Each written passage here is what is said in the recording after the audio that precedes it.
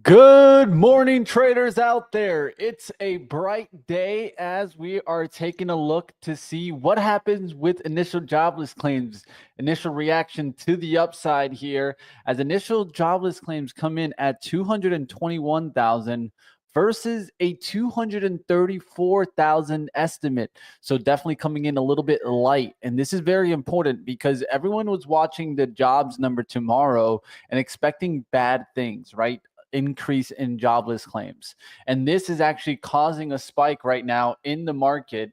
I think this is a rally that we can jump on, right? So I think we go right into the trading action. I'll talk a little bit more about the numbers that came in there, but it's time to go trading, guys. So let's go ahead. Let's get it started. I'm going to be looking to go ahead and try to take some trades here based on the number that just came out. Let's go to it. Let's go to the TQQQ, see what we can do right now. We're going to go ahead and take a little bit of a starter here and then look to see if we can get some pullback action. I'm looking for some type of pullback. We've already gotten a couple of pullbacks, but look at the action already, about 50 cents higher here from the reaction at 8:30. So good move on the first fraction. I'm looking for that first dip down to go ahead and get long here. Let's see if I even get a dip. We might not even get one. Look at the Qs just pushing now. And I'm looking to see if I can get some other trades too. I will be watching some of the small cap area. Did pretty well this morning on a trade on GV, but that's just in the small cap land. You guys out there, smash a like. I'm seeing a bunch of you guys start to jump in here. Let's hit the like button. Let's keep things going. Let's see what we can come up with. And like always, guys, if you guys are just joining in, hit the like button. Let's go. Let's go. Here it is now, 69.17, just continuing the climb. You guys can see it. Why? Because there's higher lows, higher lows, higher lows on the 1 minute. I'm looking for that pullback towards like 68.80s, just slightly below not 69, and then I can jump in and join the party here. We'll see if this can continue to lift off and we start to actually get some real recovery, and we need it.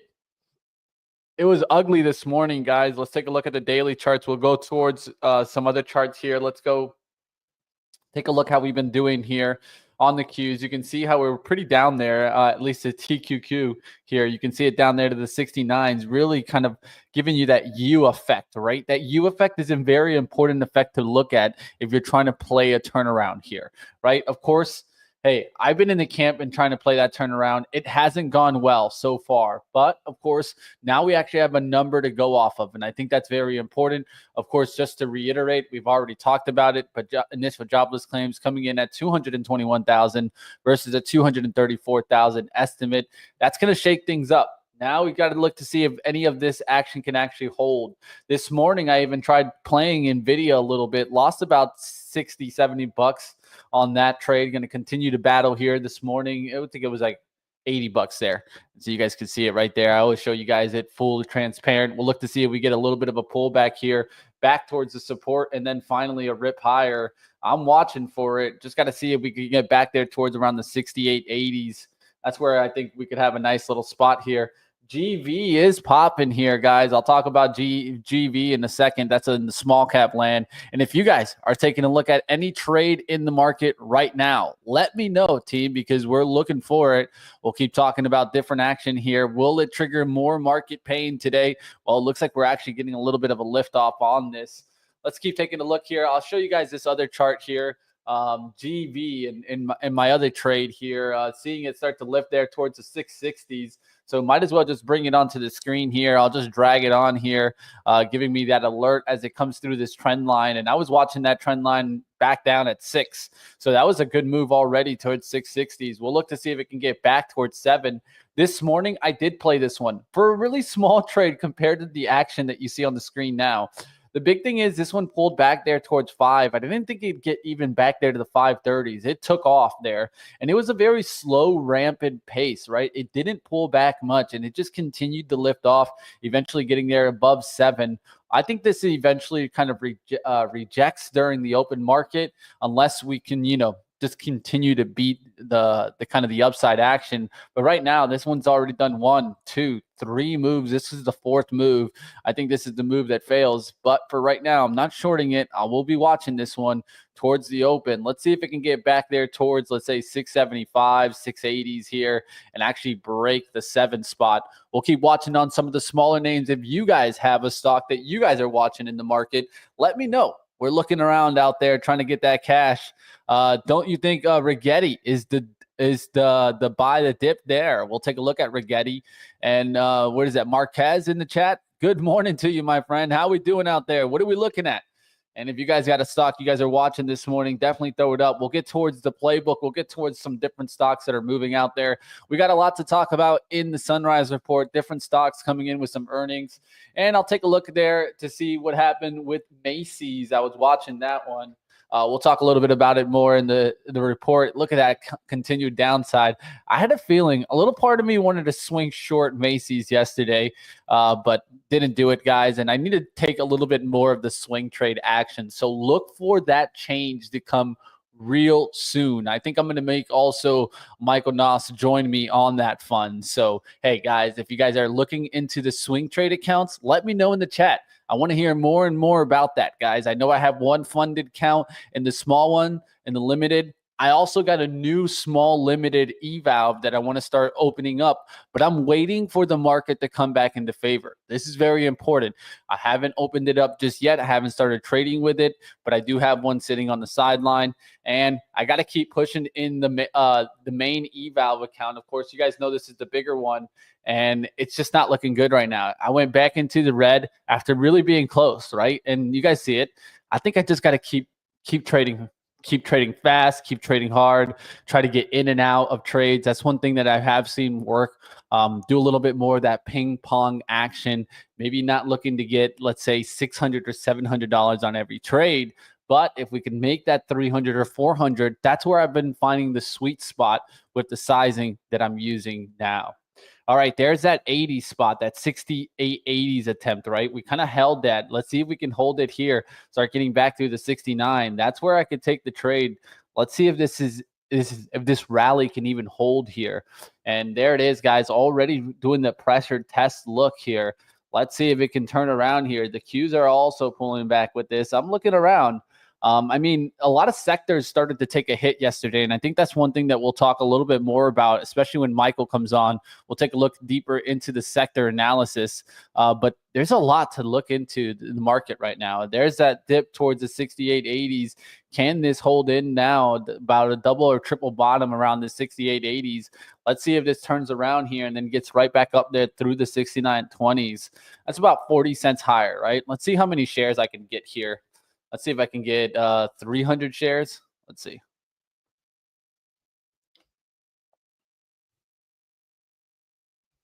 All right, setting up the order here, guys, making sure I could even get 300. No, not 300. I'd probably have to go down towards 200. Let me see. I don't got any working orders there. Should be able to get this in there. Let me see. All right, could do about 100 shares right now. About 150. That's not going to do much there, right? Yeah, it's still continuing to drop there.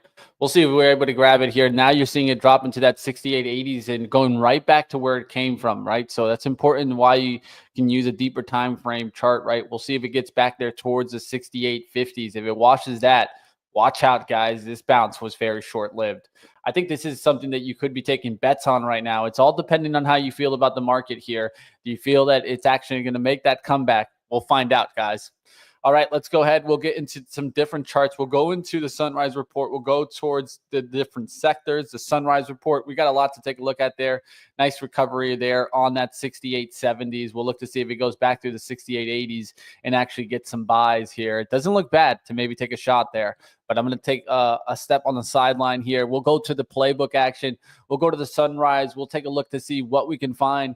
And another thing could be is maybe looking into the VIX, right? Seeing how that is reacting off of this number. Are we getting pullbacks? What are we seeing there? I think that's a very important thing to watch, right? So right now going sideways, but did gap up today. And I'm going to be watching this because if it does start to come down, this is one that I'll be watching, of course, to jump on. All right, guys, we'll see what happens. Both sides of the VIX have been playable lately as you're getting fast moves. And the thing about the VIX is that you can make a lot of money and also lose a lot of money fast, guys. Yesterday, making good money and then giving it back. that's where I got a little frustrated. I made some good gains yesterday, and then I gave some of it back, right? And that's how it is sometimes, guys. Got to keep pushing in this market. And right now, it has been a tough one. Tough to trade indeed, guys. All right, we'll take a look at some other action. I think another thing to be, of course, looking at is going to be tomorrow. The jobs report will be massive, massive to see what happens also with the implications with the interest rates. That's where the big question is. Will we get some cuts? Will we get cuts right now coming up, or will it be somewhere down the line? Those are all things that we can be asking ourselves. You guys can keep up with this also with the CME Fed Watch tool. If you're not watching this, I think you're doing it wrong, guys. Definitely take a look into this. This is going to help you really keep up with the mentality of what's going on in the outlook for interest rates. And you can see that just about like a couple days ago, we were at 11%. Now we're down to 7%. With this number, right? And this is after the 7:30 timeline. And you can see the time down here, guys. The data is very important to understand where the time was drawn. And it went down based on this report. Watch for tomorrow to see a spike here. This will be massively important to see if we get some more further downside action, but also could be the kind of the bending and breaking factor for Jerome Powell to admit that he needs to go ahead and do some rate cuts. So keep your eyes on that. We'll see what happens here. And if you're not watching the CME Fed Watch tool, hey, you're missing out, guys. Just literally look it in on Google. Look up CME Fed Watch tool. You'll see it right there at the top. Another thing, of course, we'll be looking into the outlook of how things will start to come down, right? And this was in March of 19th. We could take a look at how May's outlook is looking and how different kind of outlook is looking there. And I think that's important. You could also take a look at this by looking at the dot plot, and you could either use the chart or you can use the table. And I think this is the important thing, guys. Keep your eyes on how this changes in the next, of course, FOMC. All right, getting out of that watch, of course, we're still watching here to see what happens with, of course, the TQQQ. Let's go back to that. We were watching it right now to see if it can start to recover there. And you can see it's just hanging out at the 68.60s. It came down a little bit there, but hasn't broken that 830 spot. I think you can use that now to maybe take a little bit of some risk here. Let's see what happens. Let's see if we can get a move right back up there towards the 69.20s. I wouldn't make too much if I trade this here. But let's see if we can make at least back our money that we lost this morning. Lost about $80 here. Willing to take a trade here to see if we could get this to start making a move back towards the upside. All right, so we just went back down to the 50s here. Let's see if we can start to rise out of this here. Taking a shot here. Let's see what happens. Ooh, it just jumped out of that spot there. I was like about 2 cents about to get filled, and it went fast up there. Would need to jump up now to the 74s, trying to get filled there at the 65s. I put out 63, and you guys watched it move right there. So let's see if this can actually start to get the lift there. Now it's looking good here, guys. But I'm just at this point, I hate chasing, guys. I hate just jumping up on the offer just because it jumped a second away from where I was trying to get in. So I look for pullbacks back into this below the 70 spot here. But it's looking good. It's looking good, guys. I think you got to continue to watch this, and we can take a look at to see some other names start to make the move. NVIDIA, names like that. The SPY and the Q, not looking too bad here. Let's see if it can hold on. Here it is. There's a little pullback to give me an entry if I want to take the shot here into the 70 spot right below it. But it's not going to give me that much either, right? We're going to get probably about like 30, probably about 50 cents there. 50 cents, not too bad with 150, but I need a little bit more size. Morning, GV got crushed by the market guru. What happened? What happened with GV? Were you shorting it, Steph? GV, I know that's one trade that I was able to make on the upside. But hey, let me know. I did trade GV this morning to the upside. Now I think it's running into a little bit of some turbulence here right after that trend line break. I talked about that just a couple seconds ago. And there it is. It got towards that 680s and then just failed. You guys see my alert even come up there. So big move there, and it's right back down here, guys. So I'll show you guys that. I was able to make that trade this morning. We'll see if this starts to break down and it starts to come right back down here. I felt that it would do a little bit of a blow off top and then kind of fail. I'm trying my best not to short it in the pre-market here because I feel like it could still battle towards 7. But if it could get back there towards, let's say, like 660s here and then fail again, that could be a telling sign, right? Because this is a throwback look. It pushed above, pulled back, pushed up, pulled back, pushed up, pulled back. This is that last attempt if it can get to 660 or 680s. I'd give it that one more shot before I'm getting short, but I'm watching for a short out the gates towards 6. And there's a big reason why. It's really extended on the daily. Take a look at the 15 minutes. I see one big move, two big moves, three big moves. A lot of times that fourth move is the fail type of move. And this has more to do with Dow Jones theory, right? Kind of the waves. There's kind of like that up one, then that second pullback. Then you got like the long push here. Then you probably get another pullback. Could still get another lift here. And I think that's important, right? And that's why I'm trying to stay on the sideline in the pre-market. In the open market, I could put a stop on the high, and that can help me. Yep, too much size. Were you were shorting it on this one, Steph? Let me know. I think you're saying that, yeah, you were shorting it. I went long on it, but early. We're talking 6 a.m. early, right? It's literally 6 a.m. I was already long, but I covered way too quickly. And maybe could have got like a couple more cents, but I was just looking to get a nice little gainer to start the day. And I did get it. Maybe I should have just got back in at the 5, right? So I bought it at 502, sold it at 530, should have bought it right back at 5, and then probably sold it at 560s on the break of the high, right? I'm not saying that I would have got 7, but it wouldn't have been a bad trade there. We'll see if this starts to break down here and then really starts to go down. It did pop back above that trend line and kind of failed. I'm looking for something a little above, a little bit more closer towards the 665s and then failing. All right, let's get out of this. Let's go back towards my main screen here. I'll bring us back and we'll talk a little bit about some trading action. We could talk about some different trades that are in the market today.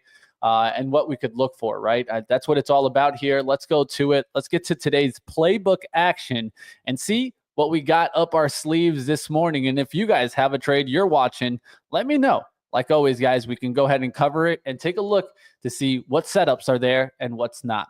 Let's get to it.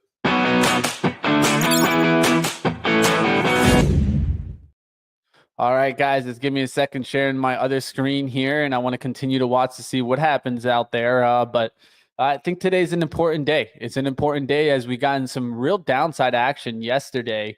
And then, of course, in the close, we did get a nice little push up. But then, of course, overnight, right back down. And yesterday, we started to see XLF break a little bit. So that's a little bit of a sign of concern. Let's talk a little bit about what kind of trades you guys can be watching this morning. And it's a little bit of a mixed signal because, of course, we got this big data point that came in. So we don't know exactly where that's going to drive us. But there's three plays that I'm looking at. One is gold, as we take a look to see. I love gold. Yes, you heard that right. I love gold indeed. Pinkies up there. We'll see what happens here. Of course, gold has been near all-time highs, and it's made a huge run. Now I think it can continue to run, especially with the uncertainty that's in the market. And the battle for minerals is on, guys. There's one thing that I've been seeing more and more is the battle for minerals. And Trump mentioned this and how it was a big focus of his. And that's why he's battling Zelensky so much. That's why he's cutting him off. Because he wants those minerals and he knows how valuable those minerals will be moving forward for the United States to have access to. So AU, one to watch here. I think you look to see if we can get a pop back over yesterday's high, which is around 31.45. Be careful because this one runs and goes and also drops pretty fast. So this is one of those where when the trend is working for you, you ride the trend. But when the trend breaks, be careful. The same way it was on the ride up. It was holding the 90 EMA for a long time, eventually broke it, and then started to use it as resistance. But I'm watching to see if this one can make the move. You could also take a look to see GOLD itself. It's not really my favorite trade because it doesn't move often and it doesn't move much. But you can also take a look at NEM as another leader to see if they can start getting the move. And GOLD, right? This is the gold trust that watches more the spot price there, right? And then we'll see what happens. Can this get back there towards the 270s today? I love gold on the radar today. All right, guys, let's go to EEM as we take a look at the emerging markets. And of course, you guys have seen probably European markets do really well. And then, of course, China's continued well. Well, this is one that I was looking for a throwback look. It held really well there, now starting to come right back up. So this is looking great here. And there's some other names that we can look in here specifically, but I think this is just something to look at as a way to get some money while, of course, the U.S. struggles here. We'll see what happens there. Getting the action here in GV where we just went to that 660s and rejected it. It's getting me interested about shorting right here in the pre-market. It's just trouble though. I don't like shorting in the pre-market big because of the way that you have to kind of limit out, right? So a lot of times when I get that limit out, I get run over. At least in the open market, I can set a stop like right above the high of the 660s right now on a stock like GV and get after it and make that money, right? So I think it's not a bad look right here as it just popped to this 660s, and you can see it's already back down to the 633s. So it's not like it would have been a bad attempt there on the short. It's just in the pre-market, it's really not up my sleeve. It's not my favorite type of play. But if it cuts back through the 626, it could easily be back at $6. And that's 60 cents already for about what, maybe 20 cents of risk. Not a bad little play here. And this is another one. Add it to the playbook, guys. Let's go to the last one here. LI, as China EVs could rebound here. If you look at the daily chart, China came out with news today that it's more than willing to battle in a tariff war. But right now, I'm looking at LI as it's pulled back on this 90 EMA, gone sideways for a couple of days. Now can it lift right back up? We'll have to wait and see what happens in the open market, but I think this is one to watch, especially as you're getting more and more tariff conversation. And that's going to actually affect, of course, kind of both vehicles, right? China and, of course, is going to affect U.S.-made vehicles. But one thing that I'm thinking of is, well, maybe China just really kind of does this focus on buying things that are Chinese-made, right? And so we'll see what happens there. LI is definitely one of the focus. Why? Because their government has exposure. They have literally a stake in this company. So we'll see if that stake can bring us some returns. All right, guys, that's going to do it for my playbook today. We'll get to the Sunrise report. We'll take a look at what's moving out there. There's a lot of earnings reports and a lot to take a look at. The market kind of bouncing back and forth right here. Let's see what happens towards the open, man. If the market cannot hold green today, I'll tell you right now, you're going to start breaking some of those bulls. Even might be breaking my good old friend Michael Noss, even though I highly doubt it unless we get like 20% down. But it's been tough. It's been a tough one, guys. And that's just how it goes, especially in market corrections. So let's get to, of course, the Sunrise report. Let's see what earnings reports were out and what comments were made by China.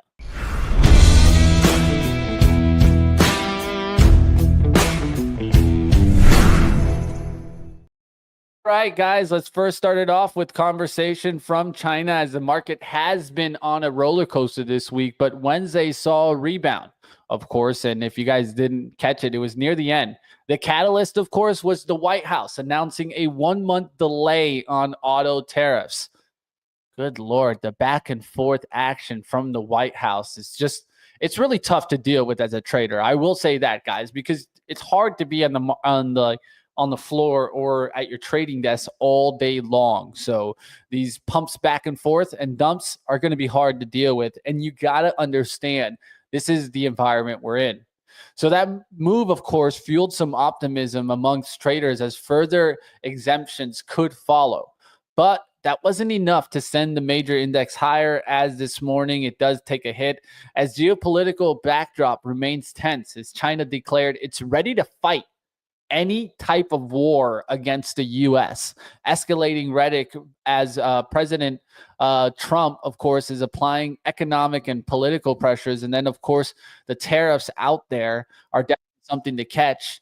In a fiery statement, on X, the Chinese embassy in the U.S. warned that if the war is what the U.S. wants, be it a tariff war, a trade war, or any other type of war, we're ready to fight it till the end. So China definitely stepping up and battling back. Traders will be watching, of course, how this develops, especially with the weekly jobless claims on Thursday that we saw came in a little light.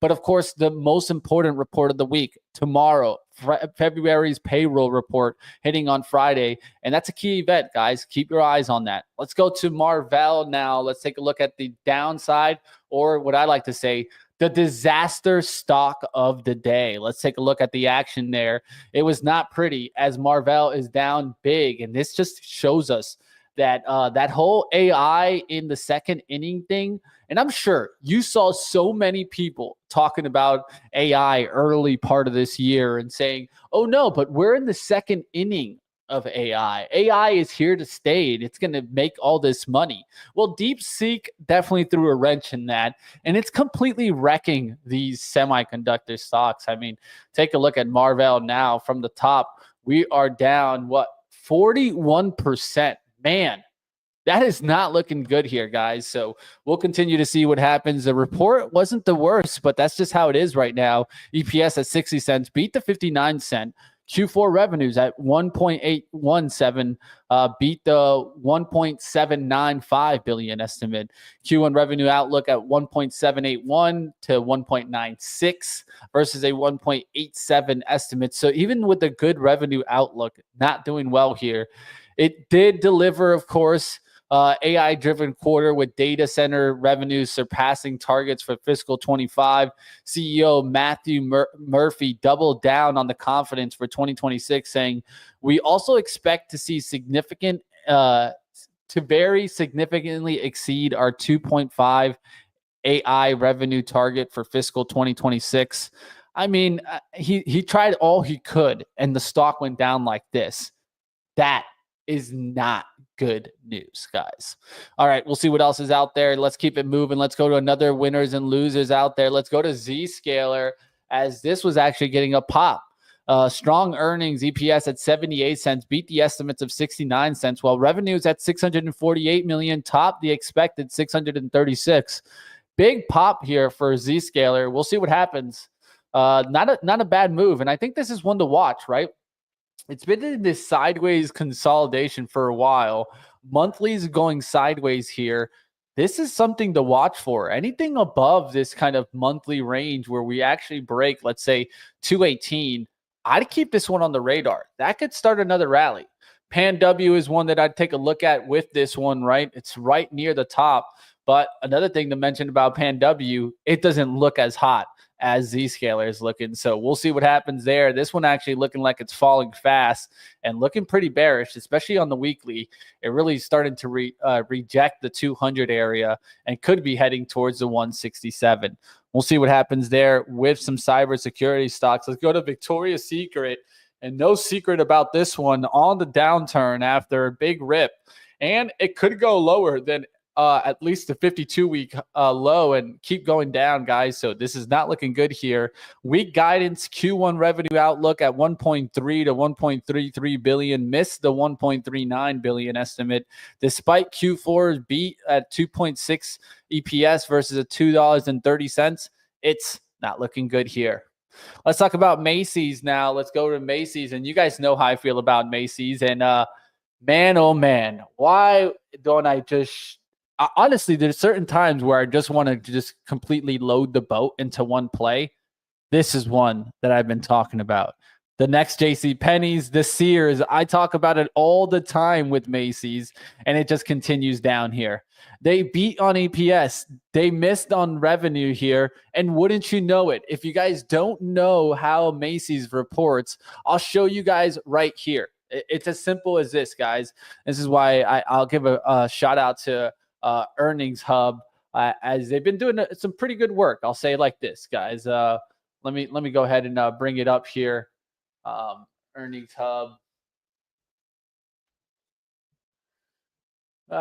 Let's get it in here, guys. But here you guys see it. This is what I wanted to show you guys. So, of course, if you look here on EPS, they've beat the estimate 17 out of 17 quarters.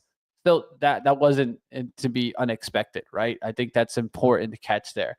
It's the revenues that continue to miss, guys. That's where we're seeing that continued miss, and we're going to continue seeing that, right? We'll see what happens, of course, and you guys can check out Earnings Hub for yourself. It's not a partner that I'm getting money from or anything like that. Neither is Trade the Pool. They're not even a Trade the Pool partner just yet. It might be one day down the line. But it definitely, I think that was a very important thing. And you guys could also do this with Benzinga, right? Just looking in the calendar and trying to catch some things. But definitely take a look at that, guys. Macy's continuing to drop. And I think that eventually this goes through this low here. And I talked about it. Would Macy's go to single digits this year? It looks like it's well on the way here, guys, and it's dropping fast here. And for that mention, I'd be looking at other ones continuing the downside trend. JWN, Nordstrom. I could see this one breaking down. What happened to Dillard's, man? Dillard's is the one that I just don't understand, dude. This is the one that scratches my head it's beyond me. I don't know what's going on, but think about how quickly this has dropped from 500 to 357. It's crazy. Dillard's, man. Dillard's, the stock that never goes down. Maybe one day I'll look at it and realize, oh, I should have just maybe bet to the downside. All right, guys. Macy's first 50 turnaround stores saw sales rise 0.8, marking their fourth straight positive quarter. I don't know if that makes me feel too confident. We'll see what happens there, but that's going to do it for at least Macy's. Of course, the big report tomorrow, the jobless claims coming in a little light today. We'll see what happens with the market. Let's get to the market. Qs, we were watching there to see if they were going to hold that 830 low. It just kind of undercut it, starting to come back. Will we get a liftoff today or some more market pain, of course? Let's kick things off. You guys know where you're at. It's TTP Live. Start that countdown. Bring it on, guys. Are the bulls still out there? Let me know in the chat.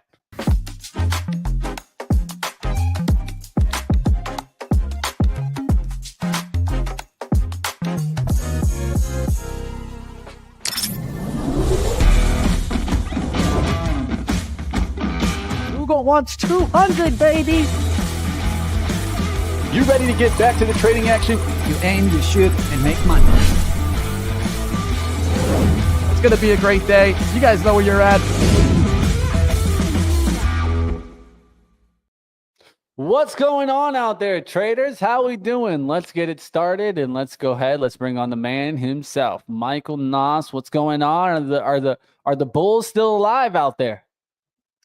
We're just back to support. So the question I'm going to ask, and I think it's going to be interesting, is are we going to see another undercut and rally of this kind of, I don't know, 578, 580, just over and over and over again?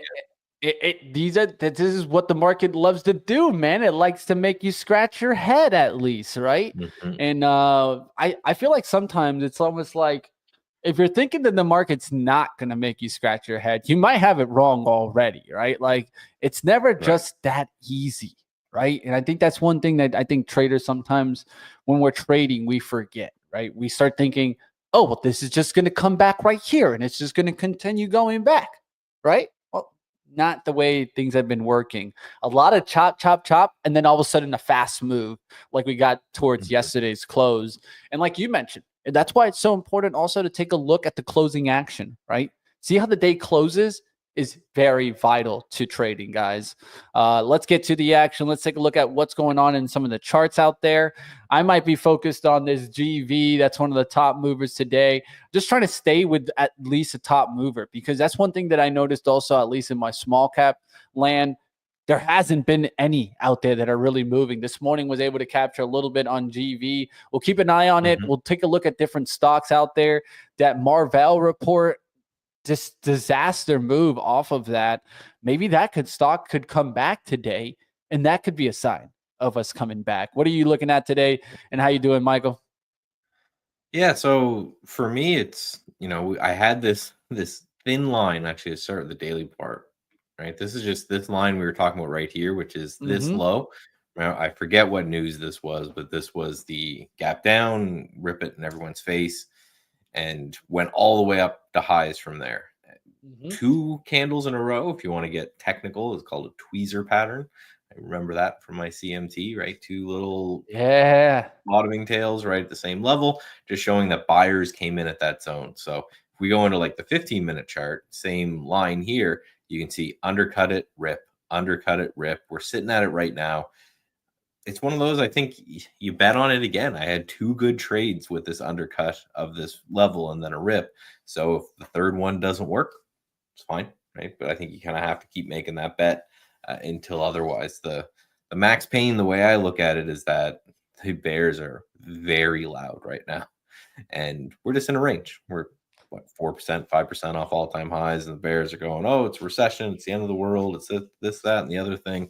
We're 5% off all-time highs. So again, it could be, who knows? But yeah, we're right at that zone right there. And looking at obviously the gap heat map this morning is very, very red. Everything pretty much is gapping down. Pretty much every sector that you would expect is gapping down a little bit. But I think, like you mentioned, closing price, right? Charles Dow taught us that 100 years ago. Closing price is the most important price. And so far, we have not been able to close violating this low at all. So Yeah. that's the main thing that I'm looking at here. And then if we look again at RSP, our equal weight, take the big cap tech guys out of the equation. What is the average large cap stock doing? Much, much, much better, right? So across the board, we're not even close yet to that low. So showing that if you're a large cap tech stock, you're having a bit of a bad time. If you're a equal weight, when you look at the equal weight, you zoom out and you say, okay, what's the average guy doing? The average guy is doing okay, right? Still has some work to do. Small caps, although horrible, and mid caps still not doing well. So you got to be a large cap, but if you're the average large cap, you're doing okay. If you're some of the big mega cap tech names out there, you're underwater a little bit. So this is just what we call rotation. Rotation is not fun. It's it's one of, unless you're on the right side of it, then it's great. If you're someone who's just focused on big cap tech, yeah, I think you're having a little bit of a bad time, and that time may continue, but we're going to keep looking under the hood and look for some names that are potentially moving to get involved in. Yeah, I think one of the things that I caught yesterday, I thought that were important is at least some starting to get some weakness in some of the areas that were strong. The financials starting to pull back there, heading towards a low there. I think that's an important one to watch because if the financials start to break, I don't see too much else unless tech can come back. Because also, I talked about it yesterday, how I was watching the industrial space, and that's just barely hanging on here too. So I think that something needs to change here if we're really going to start coming back. Healthcare is still hanging in there, but we know part of the defensive area, right? And that's just a classic kind of move there for that to continue going higher. Of course, and it's going to be certain healthcare, right? We're not talking growth healthcare, but value healthcare, where you can get some dividend play, right? XLP hanging on yesterday. I think it was a very important chart to keep an eye out on that 90 MA, like kind of the 82 level. It's kind of just barely hanging on by a thread. I think the bulls want to see this start to really break back down, right? Maybe start to get into more of that mean reversion of the recent move. Of course, this has gone towards Tuesday's high about 10.5%. So maybe a 5% pullback from there could be coming in, and that could help us start to actually get another push in some of the growth names. That'd be a pullback towards like 80. So just keeping an eye out on these names. They've been really hot. CL, PG, Clorox, those types of names kind of PM has been the monster here. Always the move. I mean, I think it's just such a standardized trade whenever the market gets into uncertainty to look at a PM. But I think another thing that's happening with this PM, and you've mentioned it before, could this be cannabis related? I don't know, man. I don't know. I'm just thinking. It's a question to be had, I think, for sure. There's a lot of when the all clear is sounded, then we're just it's sad because you kind of want the little guys to have some sort of say, right? Some sort of you're like, hey, you were into into the marijuana names way back in the day. Good for you. It's just generally not that. It's the same thing we saw with AI. Remember when the AI thing was just getting started and everyone was looking at what tiny little AI company is going to 10x? And then people quickly just discovered it's your Googles, it's your Microsoft, it's your, right? It's, it's one of those. The big guys generally always win because they've just got the capital to come along. And that's what I think is going to happen with Philip Morris. They're going to, when everything is all said and done, they're going to say, okay, we have the land, we know how to manufacture stuff, we have distribution, we've got all this. Let's just grab the IP from some company that's on the down and outs for a couple bucks. And now we're a marijuana company, and away we go. So if you pick which one, maybe you can have a little bit of a good time. But yeah, you need to pick which one for sure. And yeah, that seems to be something that's at least a little bit difficult. When it comes to all those kind of names, right? So, all right, starting to see a little bit of some pullback, at least in the market. Also in GV, looking around from some small names, taking a look to see what can move today. Small names there's not too much out there. The VIX did jump overnight, so I'll keep a watch on that, seeing what could happen on the VIX there. Pretty decent sized jump too. So maybe if we could actually get a rally, maybe the VIX could collapse a little bit, but just looking around to see what else. Of course, Marvell's disaster move there last night. How do you feel about semiconductors overall, at least in that space? I know Micron's been on the decline all morning. I don't know if you saw that one. That one just keeps kind of hitting lows and lows and lows. Seems like nothing but bid action on Micron this morning. Yeah, the way I'm looking at this is, right, this is rotation. This is kind of what you want to see if you want the bull market to continue, is that semiconductors have been a dog here for a long time. Like, just look at this action. This goes all the way back to July 2024. There's just been nothing. Hasn't been crashing, hasn't been rallying, but just been a little bit of a dog of the space. So when it comes time to see some sort of movement, you kind of want to see it somewhere else, right? You want to see some other areas move around. So I'm not really super excited about this. Now, I do have, you can see Marvell on the list for the potential VWAP fade setup. And that's just because it is down so much. Again, I rank gaps by standard deviation, which is just a fancy way of saying how much does the stock normally move versus how much is it moving right now. And it is down, and it is below a VWAP for an extended period of time, which is what I want. So maybe a little bit of a fade, but when I'm looking at the longer chart here, you're into a pretty big area, which is very interesting as well. But again, just the whole sector just kind of sucks right now. It's just not really a sector that I want to get too involved with, because we're right down here.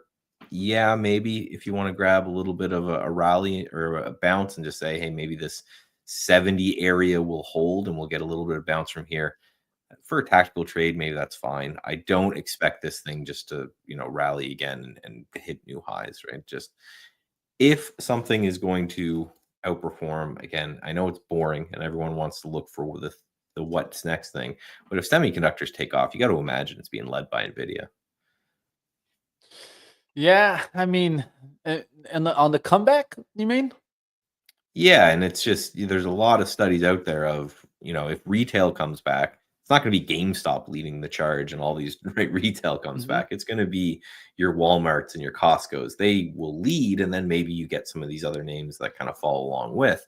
But I just think, the biggest and the best, the one that has the thing that everyone wants, if that's not performing well, it's going to be very hard for some of these other names to do well. And the way that I see it is that I think this is just front run demand actually running into a hurdle. So that's what I think. This is just like, so when, of course, and NVIDIA had the struggle, right? They're still at the struggle where certain demand they're not meeting because they just don't have the supply, right? It's not because they don't want to sell it. They just don't have it. And I think that that's what we're running into. And it all started with DeepSeek. Let's just be honest. Once that came out, it ruined the AI trade, because AI was all about spending and spending and spending.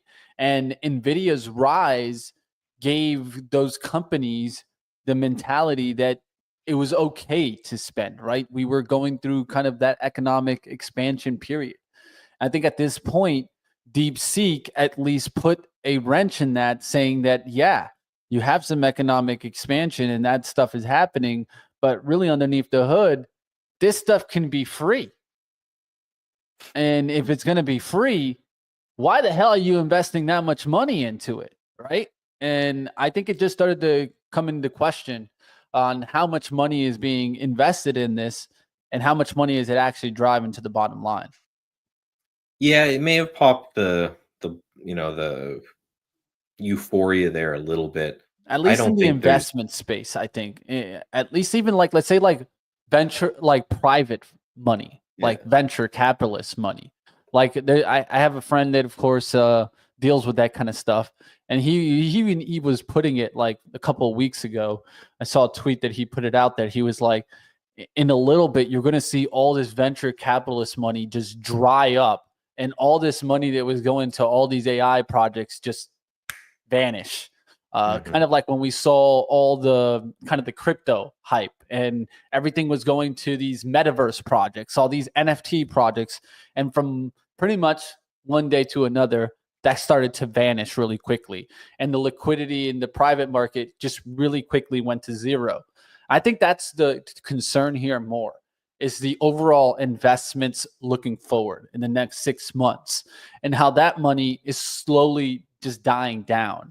So I think we need to see some kind of at least leader arise from here, right?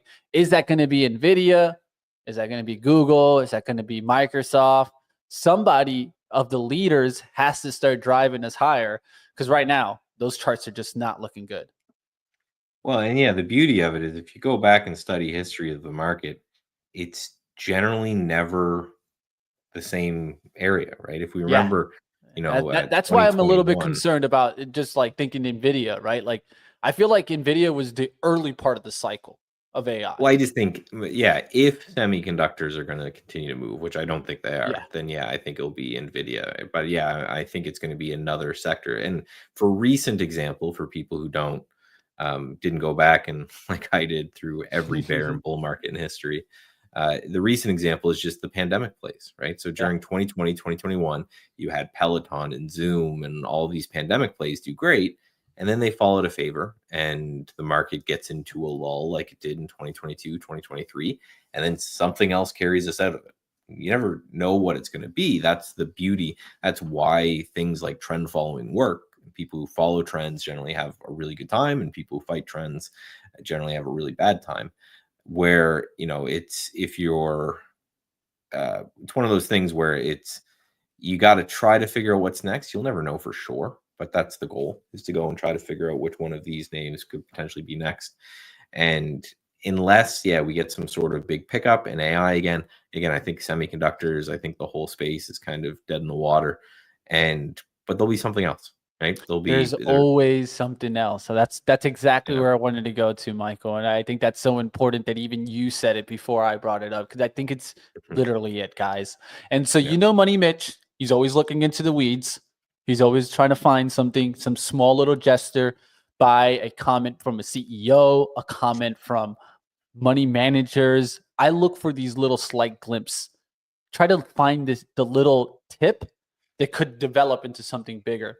So yesterday I'm just like, a lot of times we get like a lot of notifications on our phones, right? We ignore half Mhm. of them, but a lot of Yeah. times I'll just take a quick glimpse to see if, especially if it's an article, because I have some that just trigger for articles just to kind of give me, if it's like a bigger article, maybe catch it, right? So I have some that will give me for NVIDIA articles.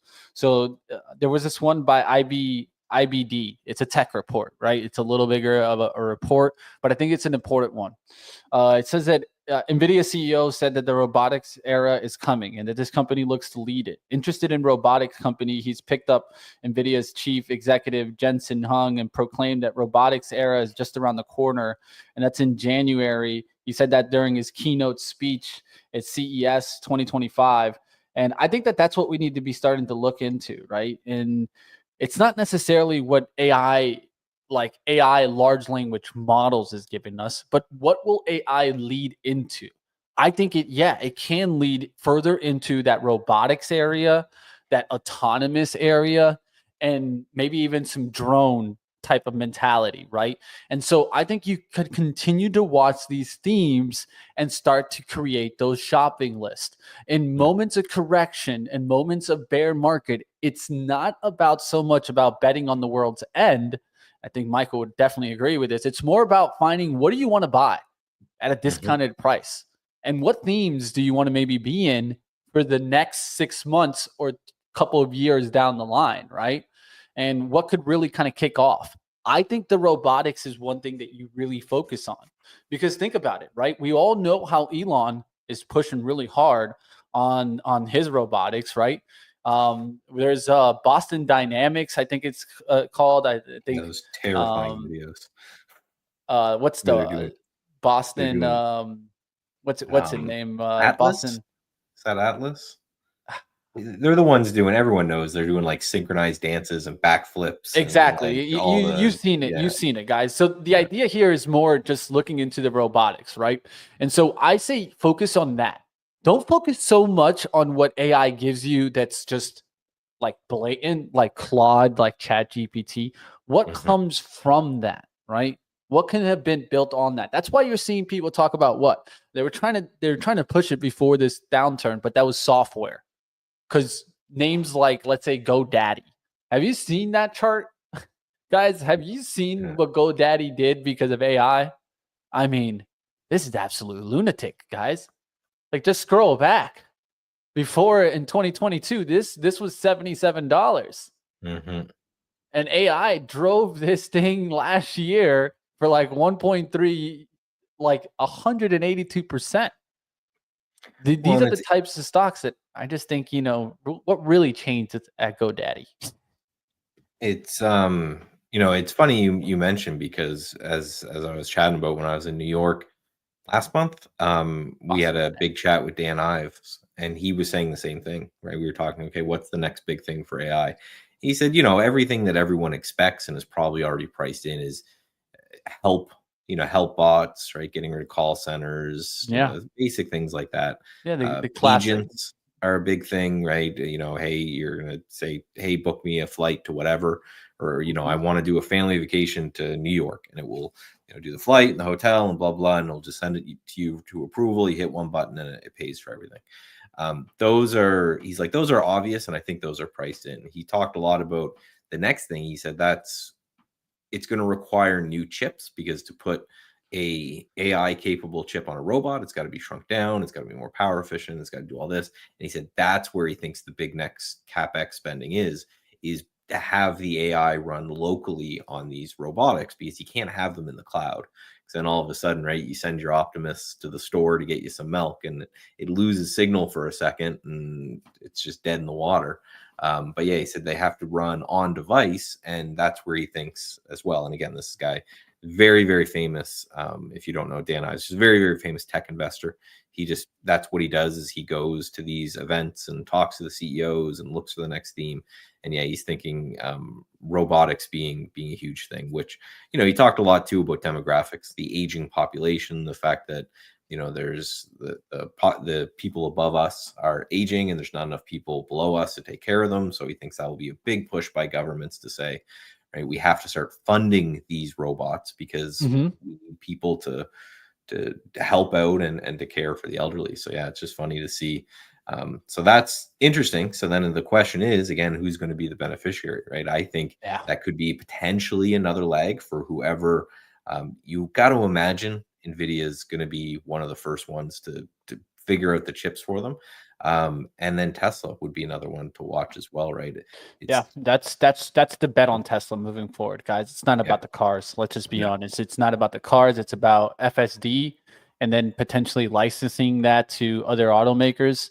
And then it would be robotics. That move is what Tesla investors really know and really are pushing. All right, guys. Another mention in the chat. I'll just give you it really quickly. Scotty mentioned Calm or CALM. I would also give in perspective here USFD. that was a company that I wanted to buy in the pandemic that now I'll short it, right? It's just like that, guys. Sometimes you want to buy something in the pandemic, and man, this is the one that I always look back and scratch my head, Michael, because look at that in the pandemic. This thing was down there towards almost $10. And the way that I thought about it, this thing delivered to every major restaurant pretty much, and I was like, well, there's two things. It either goes out of business completely or it hangs on here and comes back. And boy, oh boy, did it ever come back. It went from the pandemic 477%. Now, I think it starts to break because now you're in more of that cost concern. And so costs will be more expensive for this company, running into some problems there. We could look at this for a short area. Not bad mentions. I like it, Scotty. GV about to break on the downside. Let's go looking at it, guys. Let's go trading. Let's have some fun. Stay safe. Careful. Small size. Even Steph saying it. You guys be careful out there. Let's get after it. Yeah, this GV is obviously insane, right? But yeah, it's starting to look. Here's the VWAP down below. I do have this on the list for the potential VWAP fade. But like you mentioned, if I do, they're going to be very, very small.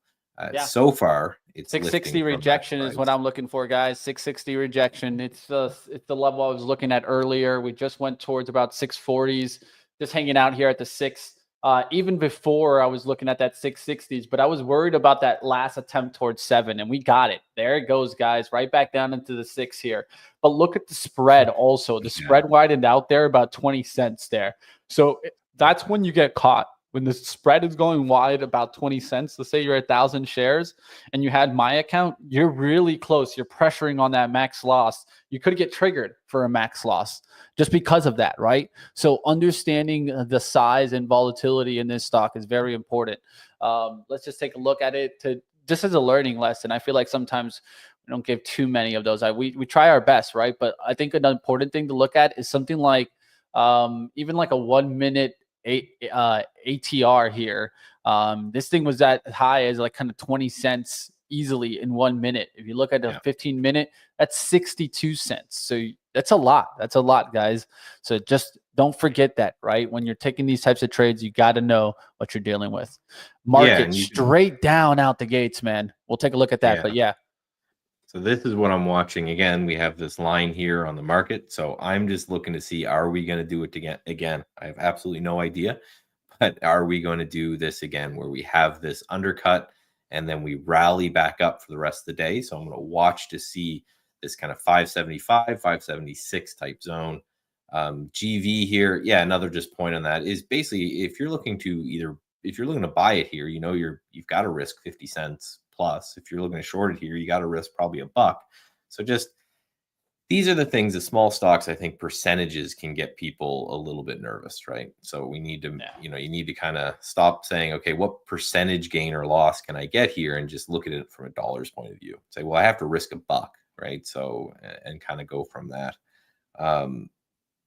So looking here, going through some of the alerts that just came through to see if there's any of these. So Marvel under, just scrolling through my alerts to see if there's any trade here. MongoDB was another one I had on the list, which I'm kind of interested in.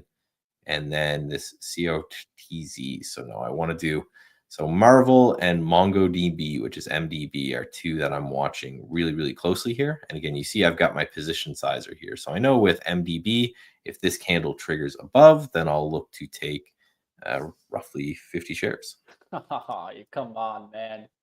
Yeah, GV is a little annoying there, man. I had an alert set for 660. I told you guys that spot 2 seconds ago. Where's the stock move when it spikes there? It's 659.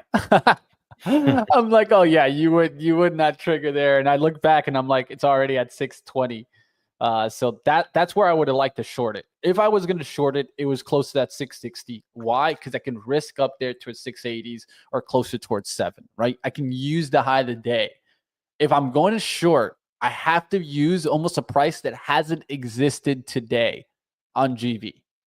Why? Because that could give me the room that I need, right? On a stock like this, the number one thing that can hit you is the volatility.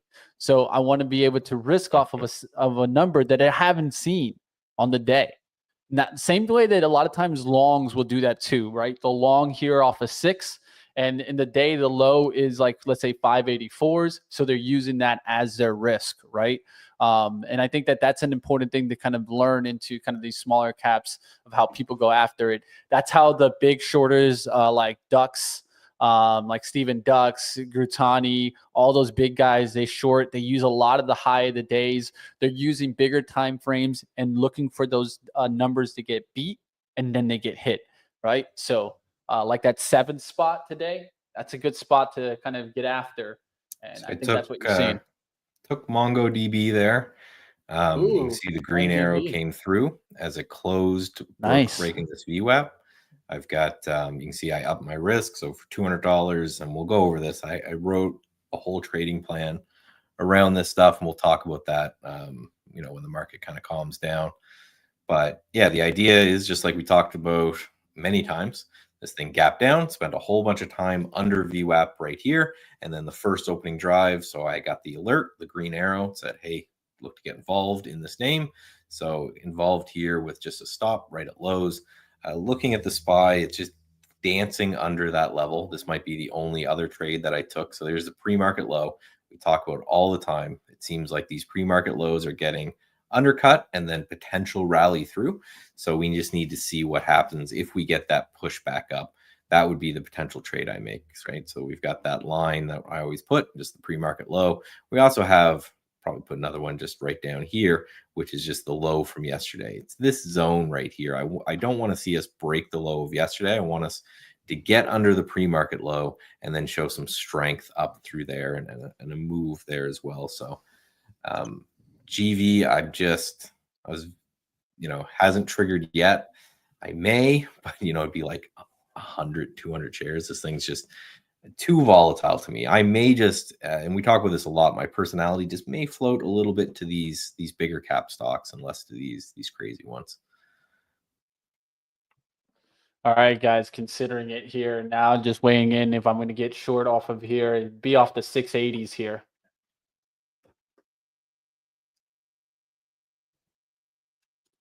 Seeing the tape here. I'm trying to see some heavy selling or heavy, like an offer big around the 70s.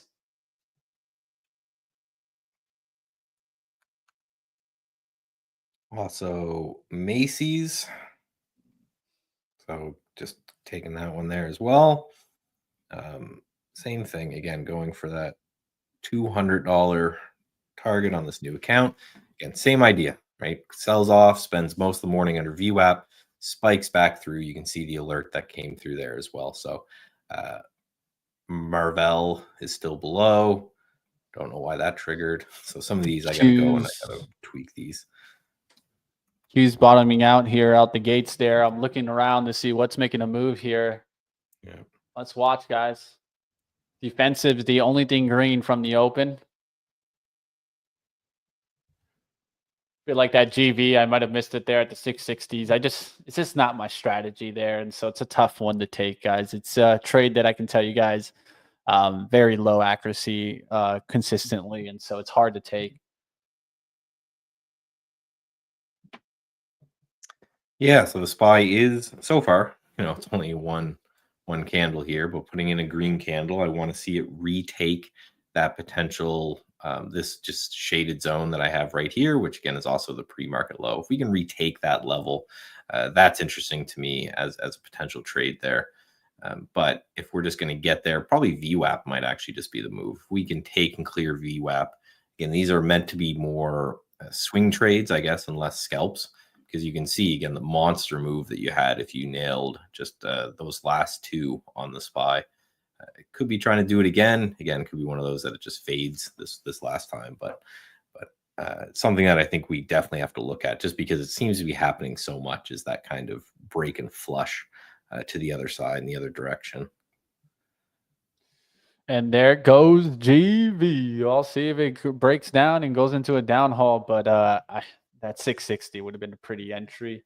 it's just one of those trades that it's just one of the hardest ones. Scotty, the swing alert on that USFD, like that would be one that I would swing trade all day to the short side. I got no problem taking that one to the short side on the swing trade side of things. And that was one thing I wanted to tell you when you got on the show today, Michael. I held it back for a little bit, but yeah, man, we got to start dipping our toes in one of these swing accounts and having some fun with it, and kind of showing some trades off here. So we'll look forward to that, guys.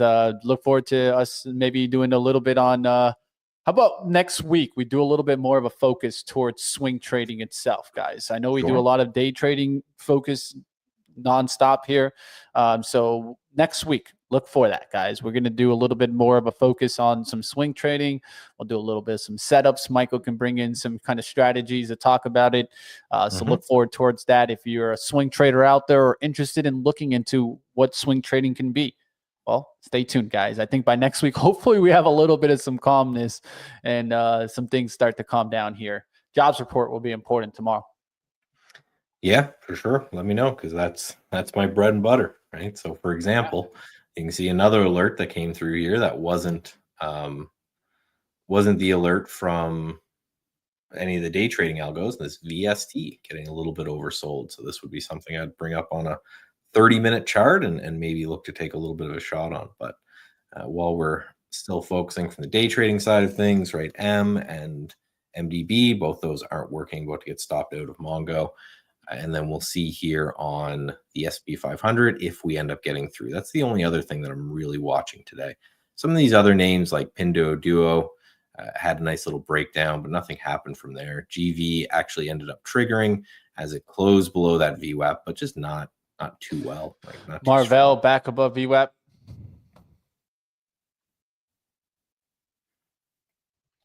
Yeah, so I think the real thing is, do we see on the SPY here, do we see this rejection? Did we come back up to pre-market low just to fail, and then we're going to break back down? Or is this something where we potentially are just going to undercut here a little bit and just start to bounce around this level? So this is what I really think we need to look at, and we need to watch. So, a little bit of a flush there. So I'm looking at the low of this candle right here. So that was a little bit of an algorithmic sell there. If the low of the candle holds, then great. Then it's potentially something to get involved in. If that low fails, then yeah, it's definitely time to probably time to lay off anything from the long side, at least for a little bit, till we get some sort of recovery there.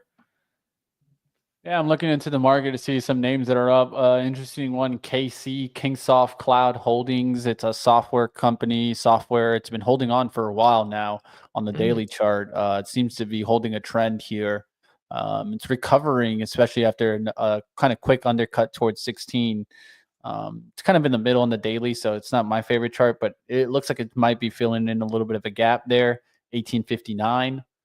Did we get there already? 57. So maybe getting towards that 59 today would be interesting there. Popped out of MongoDB. So that was not a great one. So we'll just continue to hunt around for more alerts as they come in.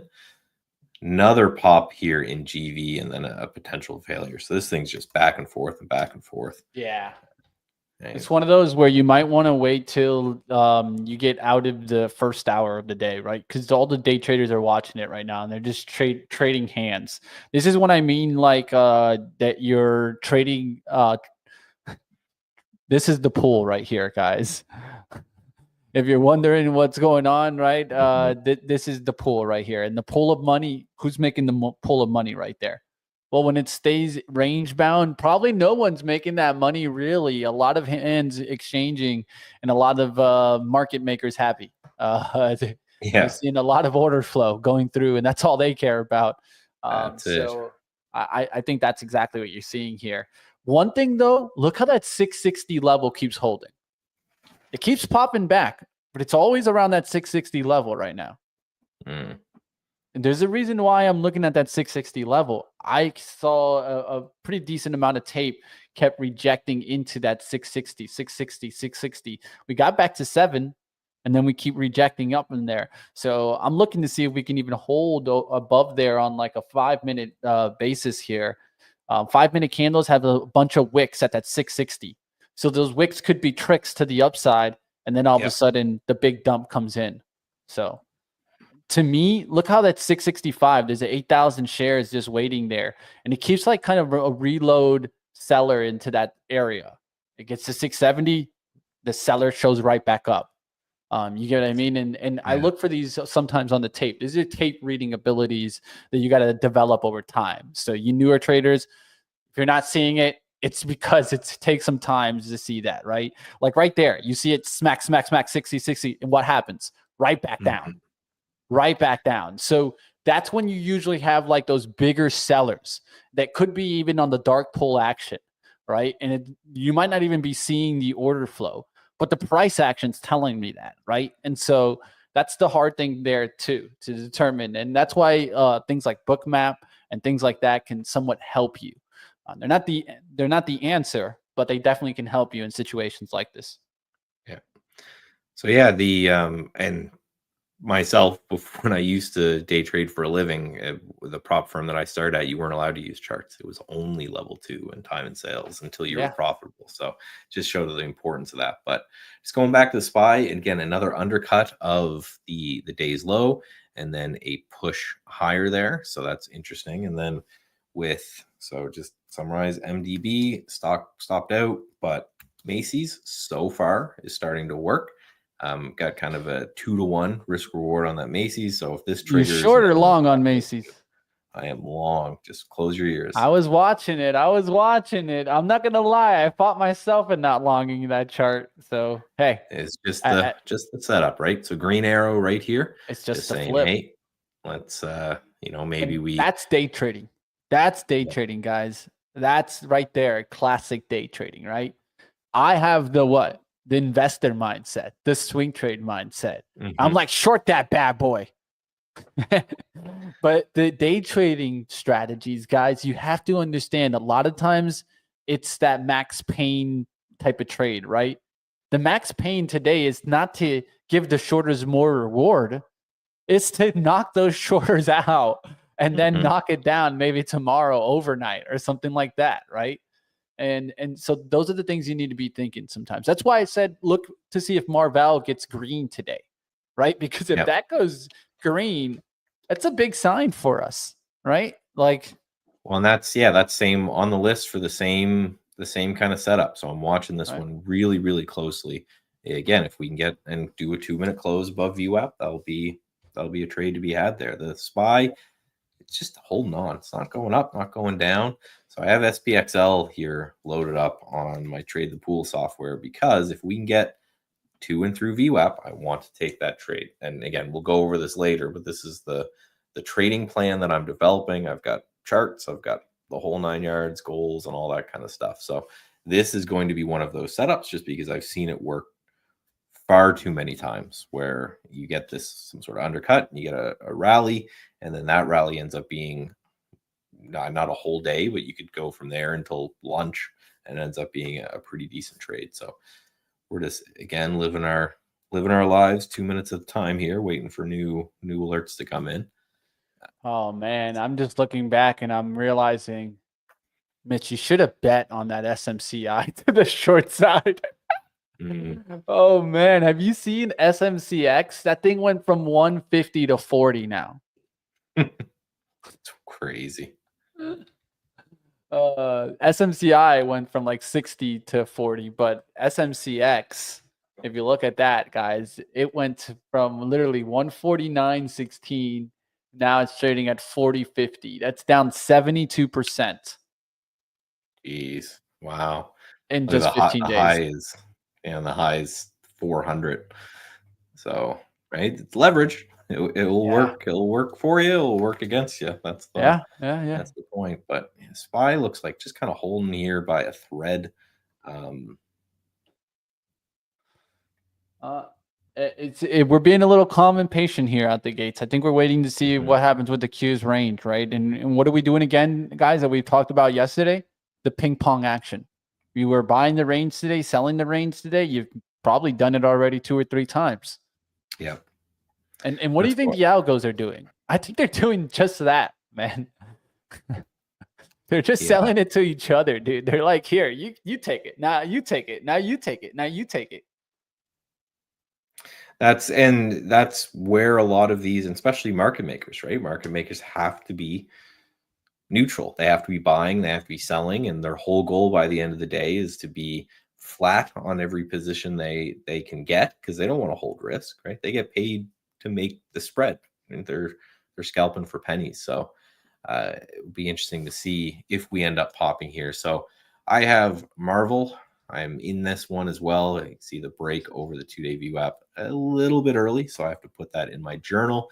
Which again, I've gotten a journaling software, gotten a whole 9 yards. We're starting. We're doing it right now. That now that I've done the exploration and I have some idea of the strategies that I want to employ.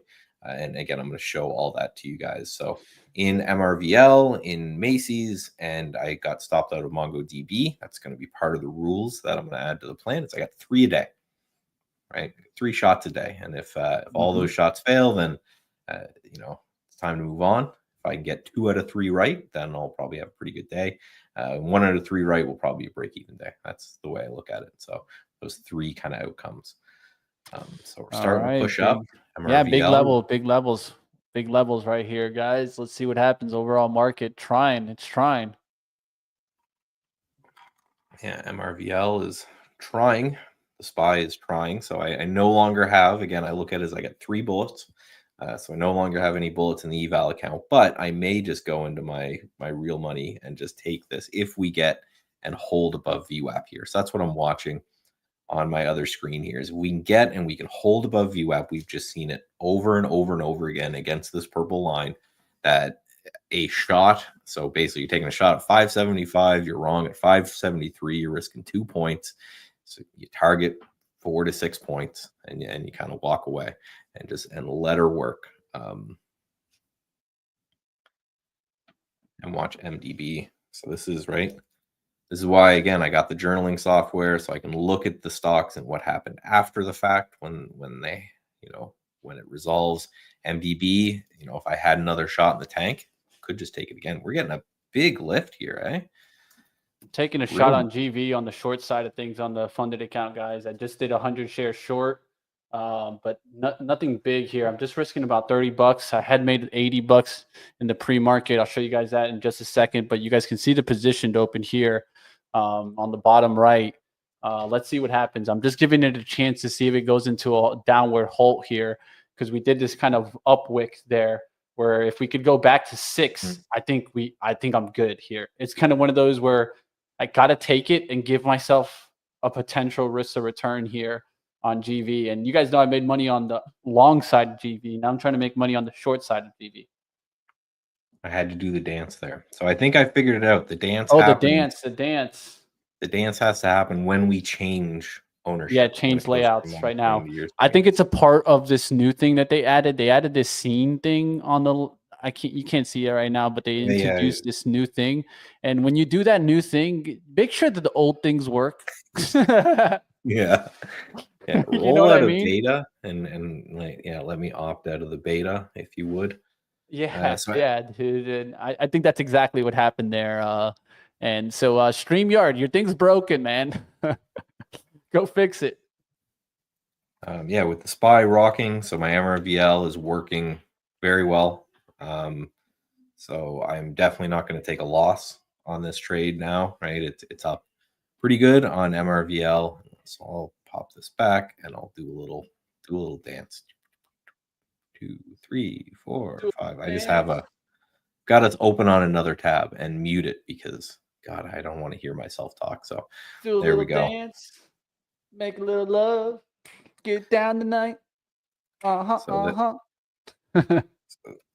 that's the plan perfectly so far. MRVL, right? Followed the plan. Took the break as it broke the VWAP. Put the stop. I didn't quite go for the low. I just put the stop at this swing low right here. And then we're just trying to see if we get a pop. Macy's kind of chugging along, but right, what do you expect from Macy's? Right? It's a slow burner, slow guy. But yeah, that SPY, it's interesting. Yeah, I'm out of shots for today, but this would be an interesting one to take. And I'm gonna see if we can get a hold here for another couple candles. I may load this up on another account and just buy some futures, put stop below the day, and target 2 to 3 times, whatever that is, and see what happens kind of after that. All right, out GV there, guys, for a little haircut there. Gave about $27 back, not even the full 30 there, but still up on the day, 52. So just trying to work it, trying to be smart. I think it still is the setup there. It's just not going to push it too much. I got to see it really work. This is one of those, if you're trying to short a fast mover, needs to be instant gratification a lot of the times, and then maybe cutting some of that size, right? So that's the way I'm looking at it. If I do get a nice move in this, it would be to take half off and just let it work, right? Let it see if it gives you that big move. And that's why it's important to keep the risk and return in mind, and that you're looking for a bigger move. So the risk should be relatively tight, or in monetary value shouldn't be big in your risk to return, right? So just keep that in mind. And don't forget that it hit 660, right? Hit 660. It hit it 3 times with wicks through. On the 4th time, it could actually be a rally off of that 660. So, yeah, it seems like someone's accumulating just down here at VWAP. Would be interesting. And one thing I want to watch, again, it's one of those, now that I've got some strategies down that I believe will this is what I was worried about, that 660, right? And it's a big pop through that. So another thing that could be, and I've said this before, I feel like a lot of the gurus and gurus, they trade with an algorithm, essentially taking manual entries with an automated system behind them. So that that chart looks pretty automated to me, man. The way it's like buying and selling there. So they buy, sell it, buy, sell it, buy, sell it to you, and then all of a sudden it rises. Could be a telling sign there. Yeah, you know, that doesn't seem like an accident that, you know, the blue line is VWAP, right? Every time it gets there, there's some buying come in, right? And Something's then going on. and flip it out. So one thing, again, I want everyone to watch, because, you know, my mind thinks in strategies. That's what I'm trying. So I've got these 2 strategies. I've got the strategy emailed to me yesterday that I'm going to look at today, which would be great. And then another one for these low floater guys. I've seen it happen a few times. Same kind of thing, the undercut, like we were talking about on the SPY, but doing it on the pre-market high, right? You get it through the pre-market high, which right now is like $7. So say this thing trades over $7 and then starts to trade back down through that. That could be an interesting play as well, because it could be one of those people taking that pre-market high break, scalping out into it. If that pre-market high breaks fails, you get a whole bunch of people trapped, and they've got to, you know, move on with their days. So that's an interesting idea when it comes to what's happening with a lot of these plays, right? And again, you're trying to get your head in what most people are doing, what a lot of these gurus and everything are doing, but not looking like we're holding here on the SPY. If we go back here, yeah, man, that's where I'm looking at bets to the downside. I'm looking at SMCX on the main eval. I'm looking at Goldman Sachs rejecting a little bit there, but I like the financial. So I was looking to see if that actually like came back in a rampant pace today, because there was some pretty heavy selling yesterday. There's that GV. It went through 7, and look at the selling on that thing. Dude, there has to be someone massive up there. Spiking that down at 7. So let's watch it, because that's the idea. And the best part, it ping pongs back, dude. This is what I talk about. I just watch the Furu recaps later today, man. That's all I'll say. This is a no touch no more, guys, for me at least. Pre-market high is 715. I'm not touching this one, but I do think as a group, let's go back and watch it. If it hit that another thing pre-market is, high, Michael, just to mention, it could also be a stock where you test your scalability. What do I mean by that? Maybe you're not so stressed. Trade this with 1 share. See how you can trade it. Can you get positive on 1 share? Right? And 1 share should keep you to relatively safe, right? It's all you know, you make the call on that. But I talk about this all the time. It's called 1 share trading. So a lot of traders struggle because they're like, oh, well, I'm trading paper. Well, I say go trade 1 share. 1 share. It should probably keep you safe where you're not going to get hit, but just look at the percentage return, right? So you focus on the percentage return versus what the amount is going to give you. And you say, I'm going to risk 5% on this 1 share to try to make 10% on this 1 share, right? And you just look at the return percentage, and that itself could be a way that you could learn from this experience, right? Breaking down here, Yeah, and you look at the gross, obviously, right? You ignore the Oh, it's going in commission that from it, hole. but yeah, gap down there, kind of let go entirely. So that spike, and this is what we talk about with tape reading, right? Is it's Look at about that. trying to get a feel of what the traders are looking at in it, and that spike kind of felt like someone saying, "Okay, that's it, Yeah. right? I'm This out. this I'm gonna right. I'm moving look on." at this. Look at this. Yeah, Right halted. before halted, look what's on the offer. Yeah. Right. So I this is when I mean, like, there was a heavy seller in the 660s. Hmm. Heavy seller. And even though that spiked and squeezed him to 7, did he give up? I don't think he did. I think in that case, it was like kind of like Michael said, a little ping pong algorithm creating that VWAP. Then the big position that was accumulating for me was above 660s. Bomb, big short. Bomb, hit it. Bomb, hit it. It goes through there. Bomb, hit it. Hit it Yeah. hard with millions of shares, maybe even. And I think this is that type of trade where you get, like, Steven Ducks or a Grim Gutani to come out and be like, well, I made a couple million on this. Hmm. And another thing that tells me about a warning on this stock, and that's why I wasn't trading it to the upside, was if you look at the 15-minute chart, this thing has 1 wave, 2 waves, 3 waves. On the 4th, I very rarely see another wave, guys. Rarely do I see it. I usually see these pennies go parabolic once, twice, 3, and on the 4th time, it's always this kind of choppy action a lot of the times. And this is just, you guys can look at it, do the research, right? But this is when I usually start looking to see if they turn around. I hate shorting day 1 moves, but this isn't a day 1 move. This is a day 2 move, right? And so that's why it was on the watch for at least a short too. Yeah, and that last $7 flush, that seemed like someone who's saying, "All right, I'm hitting it right now," right? Someone had Yeah, a big that's order, it. and he was playing back and forth, he was having a good time, and then he hit it. Oh, we gotta do a little dance. Do a Do little a little dance. dance, make a little love, There we go. get down tonight. Goldman Sachs taking off a little bit there. Q's put a chance there. Yeah, But we're you still see the big stuck in the spike? range, man. Stuck in the Yeah. range, man. I'm trying my best not even to look at the 1 minute today, guys, especially on the Qs or something like that. Because it's not helping, guys. It's not helping. When momentum is helping, yeah, you can go Mhm. to shorter time frames, but momentum's not helping right now. Bigger time frames are probably helping traders, right? Looking into bigger charts, right? So just be safe out there with that. Well, end levels, right? So we're that 575 on the SPY that I've been chatting about forever. We're flirting, right? We're flirting back and forth. We're popping up, we're down, we're through it, we're not through it. Let's go pop back. I'm gonna do our dance.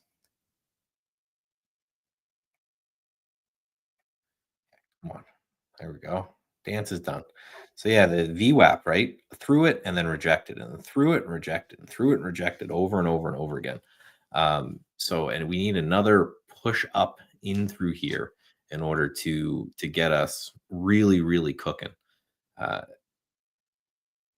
we do, then that's it's one of those things that's gonna push my stuff because I'm long a bunch of things. But I think that could get because we didn't quite hit the pre-market low and get anywhere near that, and we are sorry the yesterday's low or today's low.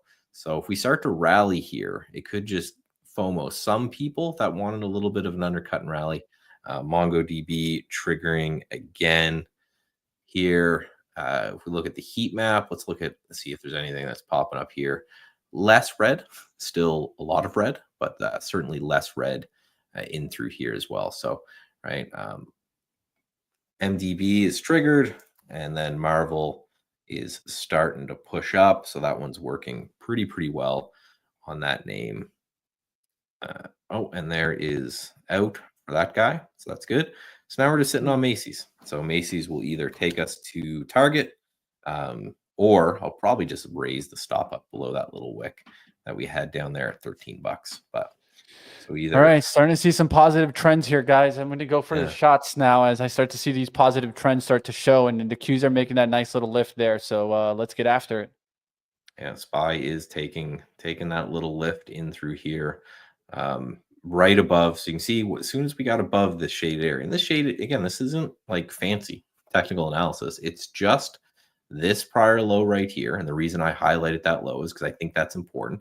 And the fact that we've smacked that a few times. We're above that a handful of times. So that makes it very interesting to say, okay, well, there's obviously some amount of players, right? Large institutions, big guys out there that are interested in this level. And again, like Mitch was saying with the gurus, the institutions do the same thing. They're not saying, I'm going to buy Apple, and they hit a button and buy Apple. They say, I'm going to buy Apple. The technician that they have on staff will highlight a few areas on the chart, and then algos will start to light up if they get there, right? And they'll buy little bits, and they buy them as randomly as possible because they don't want human beings to understand. And that's what you'll see in these zones. Someone will say, I want to buy the SPY at 575. That's what I want to do. And then they'll set an algorithm. And what happens is when it gets under 575, it spits out orders, right? Orders are just getting spit out in through the market and saying, all right, this one here, that one here, right? That's kind of how they end up working. It's not fancy. It's not magic, but that's kind of how it works, right? So looking around, I'm starting to see cyclicals show up some strength, technology show up some strength, energy showing up some strength. Is this a news thing? Let me go to the street. Let me look materials at my friend, is showing up a little bit. Evan. Let's see what Evan is saying over at Stock Market News. Nothing. What about Walter Bloomberg, who I am certain is not a person? He's not. I don't think he's a human. Nothing. He's posted nothing in like the last hour. So interesting. So this might just be a market move. Could just be undercut and rally or through. Financials coming back today. That's one thing I am seeing. They all went red to green now, and Marvell's above that VWAP. Nvidia's now holding above VWAP. Yes, so Marvell doesn't look too bad. So MongoDB was bad. MRVL was good, but I'm out of that one as well. So again, I'm just sitting on Macy's. I have that over here. Sitting on Macy's, looking for another little push up. Nothing too much. My order to get out is in this. What is it? It's in this wick right here, and then that would be hopefully it for the day. Hit that target, and then again, when things die down a little later, maybe after 10:30, I'll go through the trading plan as it's come up, right? And start a whole new account. Said, okay, Michael, you've done the exploration phase where you're looking at different strategies and playing with different things and all of that, and now it's time to put it into words. Wrote the trading plan, and then put it into action, which means trade it, journal it on, again, a brand new fresh account, and then see if we can pass with this one. Mara pushing with this. I'm seeing some Bitcoin names lift with this push. I like that. I like that approach here. So I'm looking at Mara here.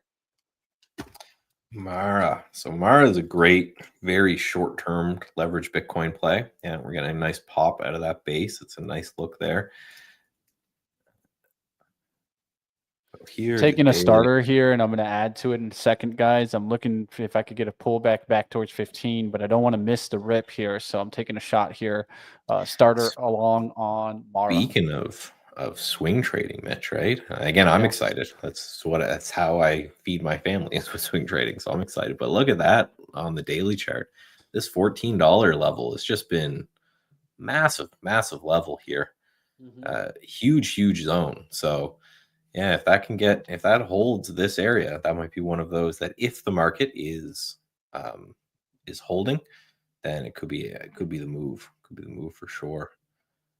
Yeah, I had to take it there, guys. A little part of me was like, don't hesitate. I've taken this trade a couple of times this week and really paid the price for it. So part of that also has to be to take the trade again here.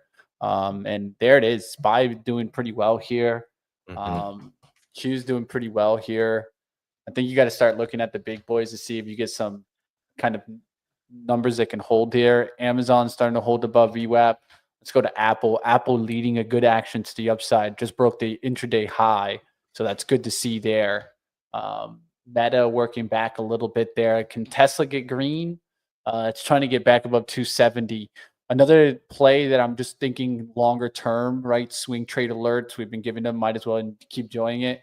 Ethereum looking interesting back above 3. So I'm looking at the leverage one, ETHU, starting to try to get back above 3, just for like those cheaper traders that like to something cheap that you can get a little Mhm. bit bigger on. That 3 stands out to me on longer term charts. And I feel like this could be a level where you can see it kind of catch a little bit and maybe start working its way back. It's going to really just depend on the overall market, but something Well, to and think about. that's right. So Ethereum, right? Again, even if you're trading the ETF, I always say you should probably do your analysis on the coin itself. And yeah, another massive level of support. Just what we're seeing over and over again. The entire market is sitting on a giant level of support, and then just needs either something bad to happen to break us down, or something good to happen to break us out. But I highlighted just this zone right here because this would be, it's a lofty target, but that would be a target for the SPYs. Are we going to get back to kind of the pre-market or the post-market lows? You can see this area was very important yesterday. Are we going to gravitate all the way back up there? Now that'd be a huge move if we are going to push up there. So I don't know, something to keep an eye on, something to watch. Again, it just shows, and it's part of the trading plan that I'm making, that this is going to be part of the plan for sure. Just this undercut and rally, and undercut and rally, and doing the same thing, obviously, to the short side. Right, we've seen Oof. that as well. Remember that KC stock I mentioned just a little prior to this kind of nice rally that we're getting? Oh That yeah, one was leading the market on the day, and look at the push on that thing. Nice little liquidity move there, right around 10:01, where it dipped towards 1811, but nice little takeoff there, almost to 19. yeah, it's a great looking move. GV was mentioned by Steph there, so that gap down, I would say that's this probably over. Right, it's probably the end. Yeah. Um, That's why, the short that I took, I mean, I did get stopped out of there, maybe just one push early. So yeah. it's just, hey, that's okay. That's okay too, right? Uh, and you just let it go. That's it, man. And Mhm. you can't let your attachments to the play kind of draw into the next play. Right. You take it how you thought it. You take a shot. Sometimes you're gonna take the hits. And just keep moving. So yeah, nice look there, nice breakdown. So the gap. So if I was watching this one, just technically, this intraday gap then becomes very important, because a lot of people that are now trapped because that flush happened super quick. Like, we were watching it as it happened. So there's probably a lot of bag holders that were following their favorite guru, and of course, their favorite guru told them that they were out only after the fact. um, and never before. So there's probably a lot of people out there that are holding that, saying, "Oh, I looking to get any sort of bounce to get back out of this." So if we get that push, then I just think there's probably a lot of people in to sell in through there on that play. Let's just go back to the SPY here, and just resting, but not the pullback was really shallow, to be honest. Yeah, small. I think that's a good thing, personally. Yeah.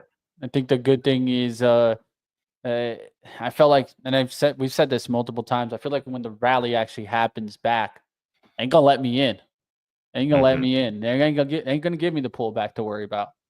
Yeah, just one little wick there, and now it looks like we're potentially popping up there to highs. So that could be an interesting area just to take that play. Hmm. MD.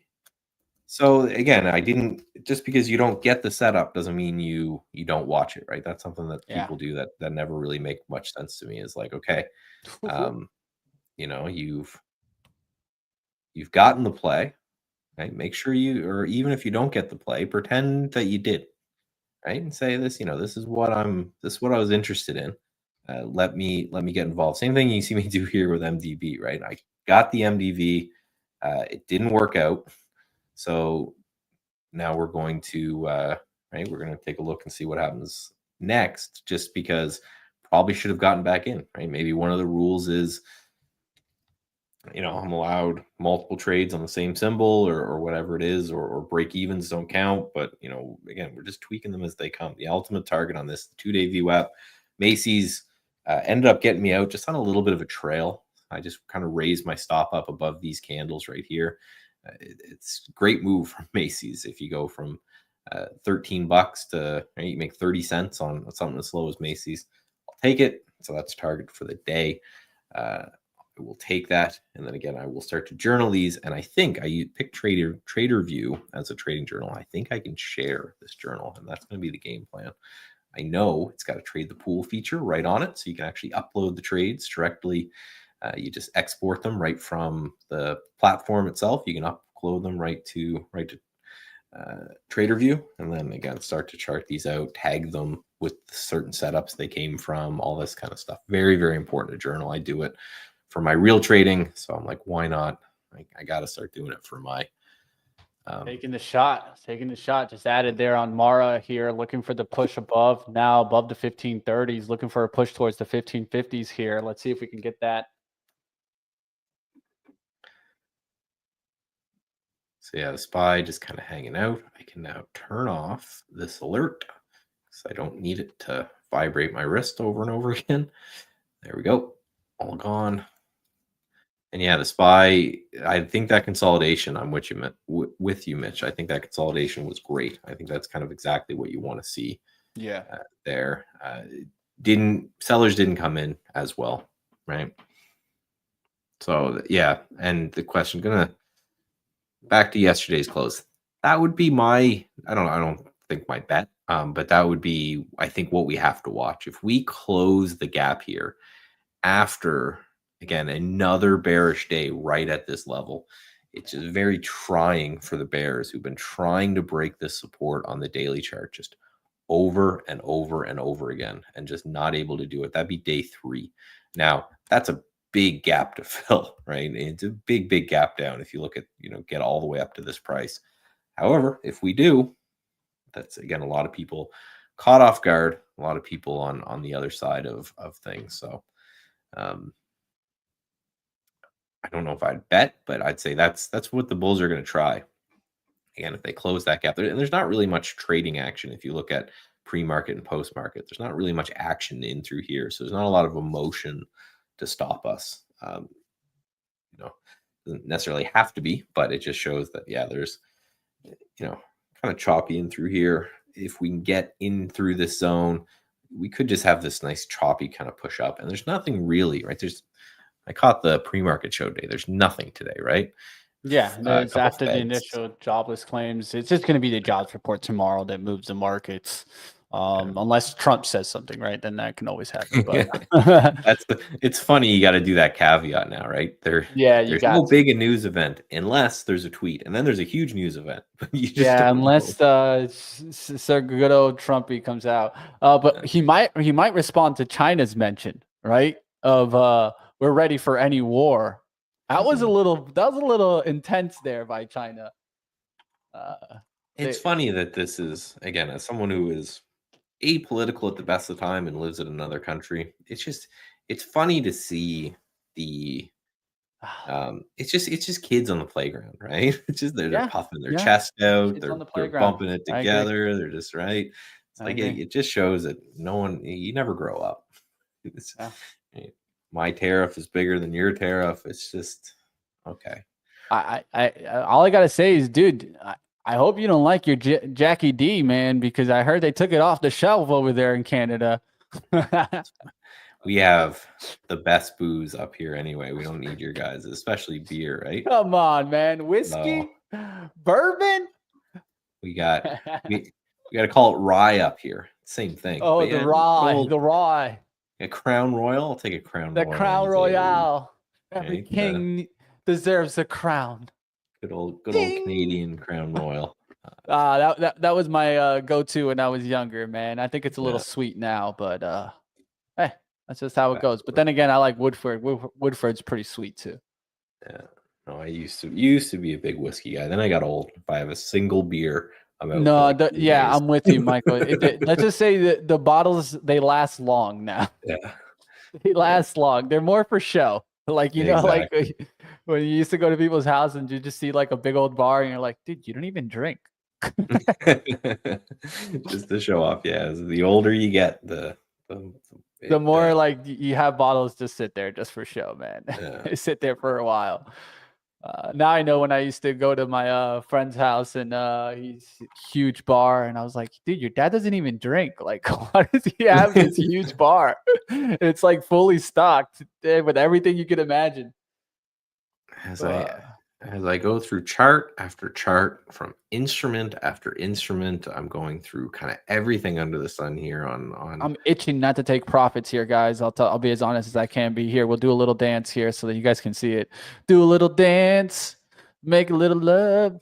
I don't know if I fixed it. I got the stream up here. There you go. There you go. All good. Yeah. Look in the bottom left here, guys. I'm trying my best not to just run to the cash right quick, but it's doing well, and the Qs are just pushing, and I'm just trying my best, guys, because I got to bounce back, and I'm trying to ride it up here. Just trying to get it at least towards like 400, and then they can start taking some profits. But we're close. We're close. Yeah, I did. So MDB is looking interesting. Again, that will be the regret of the day, but again, followed the plan perfectly, so no complaints there. Sitting over the 200 that I'm after for today, so it's all about the SPY now. Right? I end up taking that a little bit of that in a bigger account just with some futures. Again, stuff that I will just start doing. Trade the pool. Why would I risk my own capital for it if it starts working? Right. As soon as I have that freed up, yeah, why would I just take SPXL or something like that, right? End up getting 3 times leverage on the trade as well. It's just grinding higher. Boom. Cash some. I had to, guys. I had to at least cash some. It was making me itch. This is when I talk about also like always keeping like that risk to return in mind, right? Because sometimes you're going to be getting burnt on a trade so much that when you finally get it to work, you run to the cash too quickly. So that's why I just covered half there, right? I didn't just run away.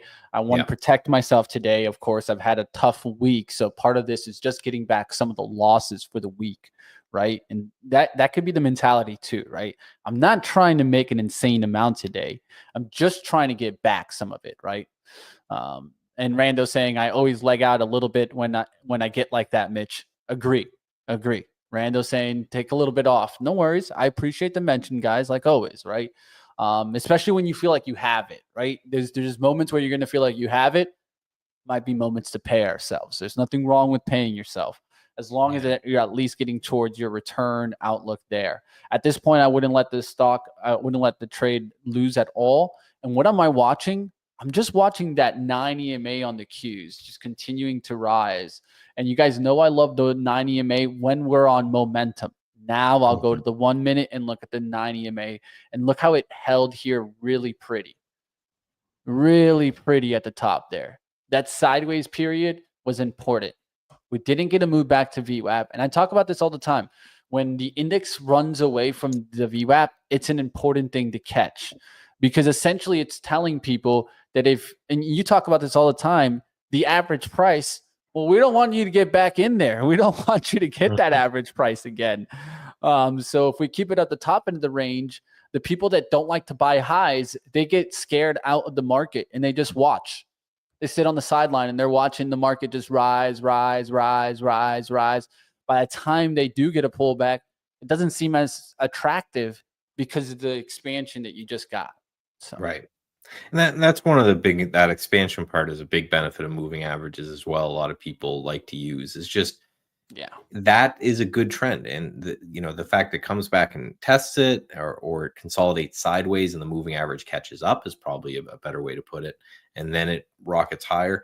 It just shows that on dips, the dips aren't that aggressive. People aren't aggressively selling this to get out. And that's what will determine a pretty good trend, right? There's some of the algorithms that I have for day trading that use a 21 EMA, but the same kind of thing. Is the idea is that moving average can help you in two ways: if the stock pulls back, or if the price just consolidates sideways for a bit and you just want to kind of get out because it's just not moving, right? So that's another benefit of moving averages for using them for stops and for trend analysis, is because it doesn't necessarily have to pull back to hit that moving average. If the next 9-minute 1-minute candles on that chart are going sideways, and the moving average will have caught up and it'll start trading above and below that moving average, right? It's the whole thing. Overbought conditions can either correct via price or via time. So with this big pop we had in the SPY, the bulls are hoping we just correct via time, right? Some people are selling to take some profits on the move, and that you hope that they're not selling too aggressively and that there's buyers that are coming in on every dip, and that's how you get bull flags. That's, it's always good to look at these patterns and step back and say, okay, what makes a bull flag? Well, bull flag is created by not very aggressive sellers after a big move and buyers coming in on every dip. So I'm thinking about maybe shorting the VIX here for some kind of like if we could see this continue the trend, right? And this is just another trade that you can do based on this, right? And the way I view it is that the VIX loves to make moves, and then right now in this morning, it made 3 or 4 attempts to break over that 52 and failed. So I'm looking to see if we can at least make one more attempt back towards the VWAP and then kind of fail that, which is around the 5150, 5160 area, maybe even up there. I have one of my VWAPs is showing around 5164. My TC one's the one I go off more, which is 5160. That's that dotted red line you're seeing there. And so there was multiple attempts to get up there in the morning to like break it. And just recently it went for a break and then kind of failed. From that point, we're going down, bouncing, down, up, down, right? So I want to see if it can try one more time to break this kind of trend where it starts coming back here and then really fails. Yeah, and all out of Mara break even there. It took a little bit of a haircut, I think, from some slippage there, but at least a good gain there and in the green and trying to keep pushing today. Let's go. Yeah, the good lesson on, again, taking some. You were getting a little nervous. It was getting a little bit extended. Yeah. You said, all right. And remember what I talked about even in the pre-market. I talked about how on this eval, I keep getting into this point where I'm going for like maybe 500, 600, 700, and I keep getting that 400 that keeps showing up, but not taking it, right? So you got to find those sweet spots that work, right? So I'm seeing it more and more. The sweet spot might not be getting that big. It might just be taking those 300-400 consistently, right? You have to know where you're getting up to. And if you're reaching this kind of plateau where you just keep hitting that plateau, why not just adjust your risk to return, right? Things like that. And that's what I've talked about with you guys too, where I'm setting a hard target for the day, because again, I just went out and I charted my average daily P&L, and it was quite often, not always, but up in the morning and then right back down, and sometimes negative and sometimes stop out in the afternoon. And I'm like, okay, well then why? Well, why would I waste, right? I agree. The whole point of day trading, especially for me, is to, and again, the goals we'll go over in the trading plan I have so far, is to create a different source of stream of income, not a primary source of stream of income, but just this is going to potentially do very well if the swing trading isn't and we're in high volatility environments, but just can I make a couple bucks a month out of this thing, and just make it something that creates that. So then when I'm looking at it in the afternoon, I'm like, well, what am I doing, right? This time I could be spent doing other things, especially if it's costing me money, right? So yeah, definitely look at it. And if you're getting very close to a profit target over and over and over again, or you're up on the day over and over again, and then you end up going a little bit too hard when it comes to the trades, then back it off and say, okay, not today. and let's just take the money and go. And all right, back in here on Mara here, guys. Going to give it another shot here. Let it get through the dip there. Broke out of it. Now trying to come back in it and try to ping pong it right back through the 1546. The key for me is if the Qs can just recover the 9 and then get right back towards 498. So it did a little dip. It undercut the 9. Now you reclaim the 9 on the Qs. Now look to see if it can hold it. yeah, the SPY and the Qs again just pulled back a little bit, but then buyers just came right back in. So just showing again we're in a very healthy, strong trend on the daily chart again, at least for now, and then we're going to see what happens later in the day. Just like anything, it's not going to, if it doesn't hold on the close, then all of this was just to suck in a whole bunch of longs. So yeah, this is why I think the day trading versus swing trading, it's again, the reason that I was interested in getting into day trading is I noticed that the whole first half of the day, when it comes to a swing trading point of view, I'm not doing anything because I'm waiting for the opening craziness to kind of die down to place my swings. So I'm like, well, I could be doing something there, right? Yeah, the only time that I used to take like earlier trades, Michael, just talking about it, was on that like kind of 1 hour strategy where like I just like in the pre-market, I had that established entry of like the undercut. And then I would just like literally just look for that. If it came back, I was getting in and I knew I'd risk probably about a dollar, depending on how the stock was, to make things easy, right? On the share size and things like that. So I think that's an important thing. It's looking into how you can get about it, right? And maybe how can you mix? How can you mix your trading there? Day trading, swing trading, even like we talked about yesterday, a little future action, right? I mean, there's plenty of ways. Yeah. Yeah, and I think NVIDIA it's trying to important break to back. do. We'll see what happens. But I'll let you go here. But yeah, I was supposed to say, I think it's important to do as many as you can, right? So we were talking Yeah. about day trading and then potentially swing trading again with other people's money if you can trade the pool, and then you hung out with our friends at the Fivers who were doing a lot of index and metals and currencies and things like that. I think the goal is, and this is why I'm so big on systematizing and automating as much of the trading as I can, is I want to do as much of this as kind of my brain and the time I have allotted to trading can take. Because what will happen is I notice that the more I trade, the more instruments I trade, the more styles I trade, the less I care about any one trade, because it's one of 50 trades of 3 different styles that I've taken that day.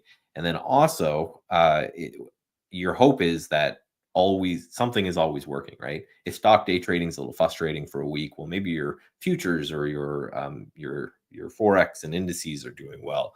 Or if swing trading is a bit rough, then well, hopefully your day trading is doing well. And by diversifying across styles and across time frame and across instruments, it just spreads out that, and it smooths out the equity returns. And you see it in hedge funds. If you look at Bridgewater Capital or Renaissance or any of these funds that have done really, really well throughout the year, they're not just mastering one specific style and one specific setup. They're multi-strategy hedge funds. So they've got a bunch of different strategies and a bunch of different styles, so that one is always performing well and hopefully making up for the other ones that might be lagging a bit at the time. Cut out back there, break even, guys. I gave myself the shot there. Went to the 36 there for a second. I was up about like 6 cents, but that's not enough to take the cash. And the Qs broke the 9, so I just respected it, right? If the Qs were like, let's say, towards 497.75 there, I probably would have been able to hold a little bit into the risk there. But there was no point in me holding there with the Qs kind of pulling back. They can still make the move. I'm just watching Mara here to see if we finally get a breakout. There's a push right back up there. Now it's going to this 1536. Could get right back in, but I have to risk off the low of this candle, the 28s here. Let's see if the Qs can actually make a push back to the upside here. Yeah, the SPY is consolidating. I'll pop the screen back here for a minute, and then of course, as always, we'll do a little dance. But yeah, you can see, and this is what I was talking about, that the bottoming tails I think are very important to watch, right? And I like candlestick analysis. I don't think I'm the biggest nerd on it, but right when it spikes down and you get a little bit of a wick, you see there's way more wicks on the bottom all of these candles than there is in the top. Just saying that there are people that are waiting for dips in order to buy through, as opposed to people actually looking to short rips, right? So now we're kind of just stuck in this trading range. There's no real reason I see. There's no massive support or resistance in the zone for this range. But yeah, we're just kind of consolidating. We're chopping around here. But as long as these bottom wicks stay in, then I think that's something that keeps me bullish. And it just means that every time the market slams down, there's people that are buying. And again, it's always important to note the big institutions, the large guys out there, the hedge funds, they're not chasing prices higher ever. They just can't, right? If there's no liquidity on the ask, they can't take the trades. So big guys, they're buying as things are dipping. So right, this wick right here, for a perfect example, this would be someone slamming down and then some sort of execution algo buying into that dip lower. And then same right here, we dip down, there's an execution buying that dip lower. They're looking for, because they need the liquidity. So far everything just looks good. We're just chopping around. So for me, I'm not getting worried about the market until we were to maybe potentially break this area right there. One of the biggest movers of the day. We missed it. I didn't even see it earlier. TNXP. Nice move there. PNXP, was it? Yeah. T as in tiger, N as in Nancy, X as in xylophone, and P as we'll do Papa. There we go. Oh yeah, that's a nice look. That's a nice look. That's it. There. It's a lot of gains on that. the comeback to VWAP and then instantly bounce and rip from it. That just shows, right, there's people looking to bid in that. Yeah, that VWAP bounce trade that I used to trade. I don't trade it as often, but this one. I was on the Stock Twits channel, and people kept asking me about this one. Then I looked up and I saw the all-time high price of 25 billion with a B. Yeah, this is a known runner. Known little runner. So this gets picked up by a bunch of rooms and then left for dead soon after that. If you ever see your all-time high stock price in the billions, there's something horribly wrong with the company.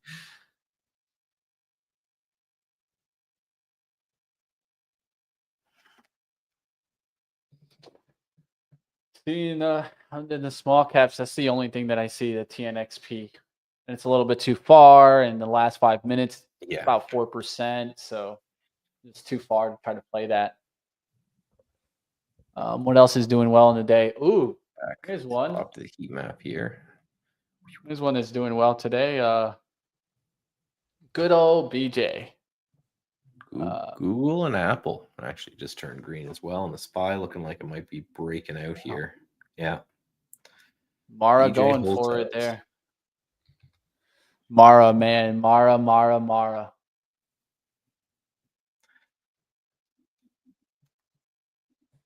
Q's just hanging out here, not going back to VWAP. I think that's a strong sign.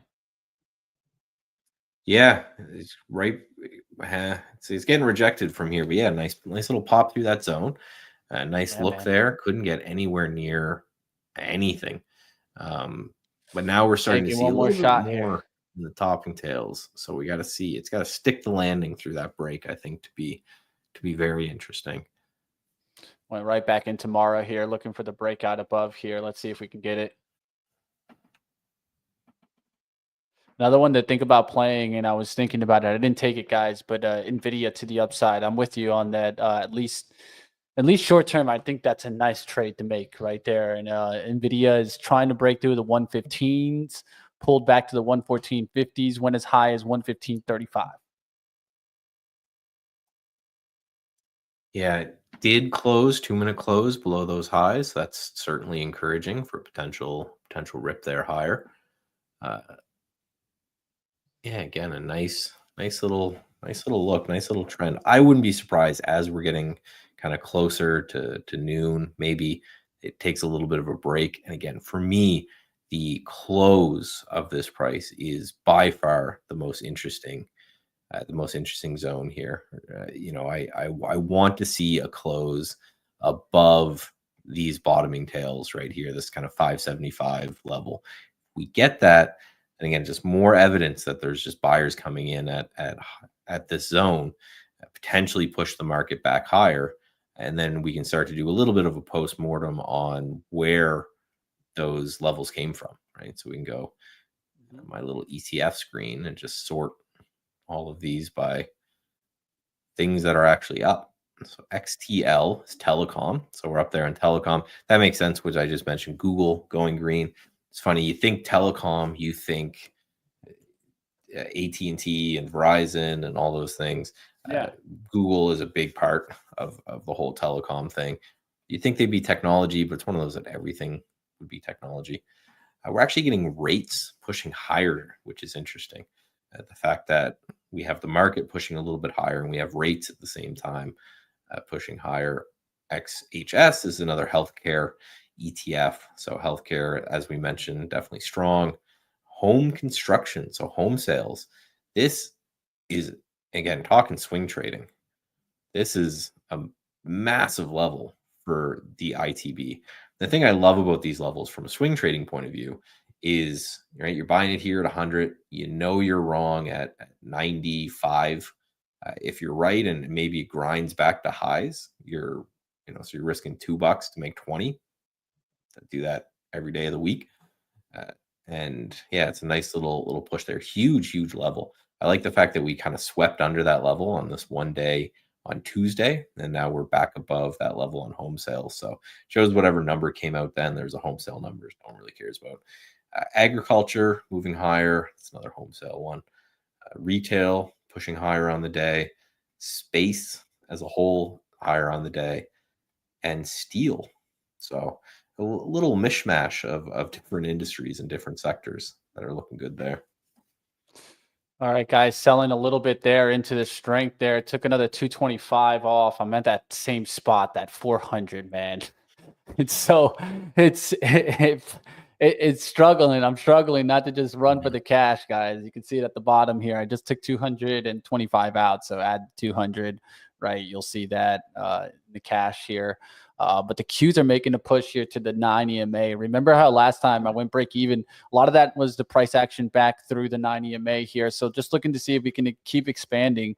We're expanding pretty good on the SPY, which is starting to turn a lot of industries into the green, which I think is a big positive here to look at. The industrials are starting to take off. I think that's an interesting area to see. Financials are coming back, right? They got wiped out. Remember earlier I talked about take a look to see what happened in that XLF because it was a scary day yesterday, but now it's starting to catch a lot of that kind of turn look, right? That U look. And that's one thing that I'm looking to see if we start to see that U shape start to show up here, even on the Qs, right? And kind of have that U type of pattern. And some people say that the market doesn't bottom in V patterns. That is the biggest BS I've ever heard.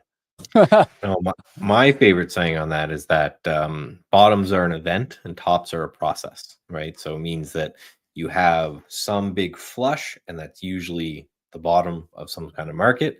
And then tops are an event, essentially just means that generally speaking, the market as a whole, at least from the daily chart, doesn't usually spike up and crash back down. It hangs out at the top and it kind of wears people out, and you get a lot of rounded type tops and then a lot of V type bottoms, right? Of course, won't happen every time, but that's one of my favorite Wall Street sayings. So I got a question here just about how to export your data into an important trader view. Yeah, so you just right click, and Mitch got it up there. So you just right click on your filled orders tab. Oh, you don't have filled orders tab, but anyway, right click on your filled orders tab. No worries. And then you just hit export. Yeah, right here. Yeah, so you just right click in the middle, like where the orders are. There you go. And just export right here. Export. There you go. Boom. So I just check all and I hit export. CSV. Saves it as a CSV. Then you just go to Boom. Trader View. You hit the import trade button, and away you go. You could also just even put that straight into Chat GPT. Well, and that's what I do. I do a lot of with my own. So the important thing, and this could be a whole lesson on journaling, but the important thing when it comes to journaling is tagging the trades. So when I'm going to export these and say, right, because I've got two setups that I'm going to currently run. and it's the AVWAP fade and it's the liquidity grab one way or the other. So I need to differentiate those when I'm uploading them so I can see which ones are working kind of in which area.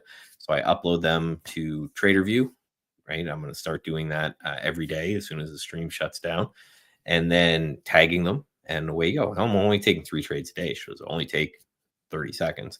And then you can, once a week, once a month, you can sit down, you can export those trades, you can have the reports that TraderView will create for you and download those reports, and you can just pop them into AI and say, here's my trading, just critique it. And it would say things like, yeah, your liquidity grab strategy is really costing you money, or, oh, I've noticed that the AVWAP strategy only works for the first half hour of the day, things like that, right? Where you can tweak them, you go back, you reiterate. So again, I'm showing you the entire process from hanging out, coming up with ideas, building the scripts into TradingView so they're alerting me, so I don't need to constantly be scanning through 1,000 charts.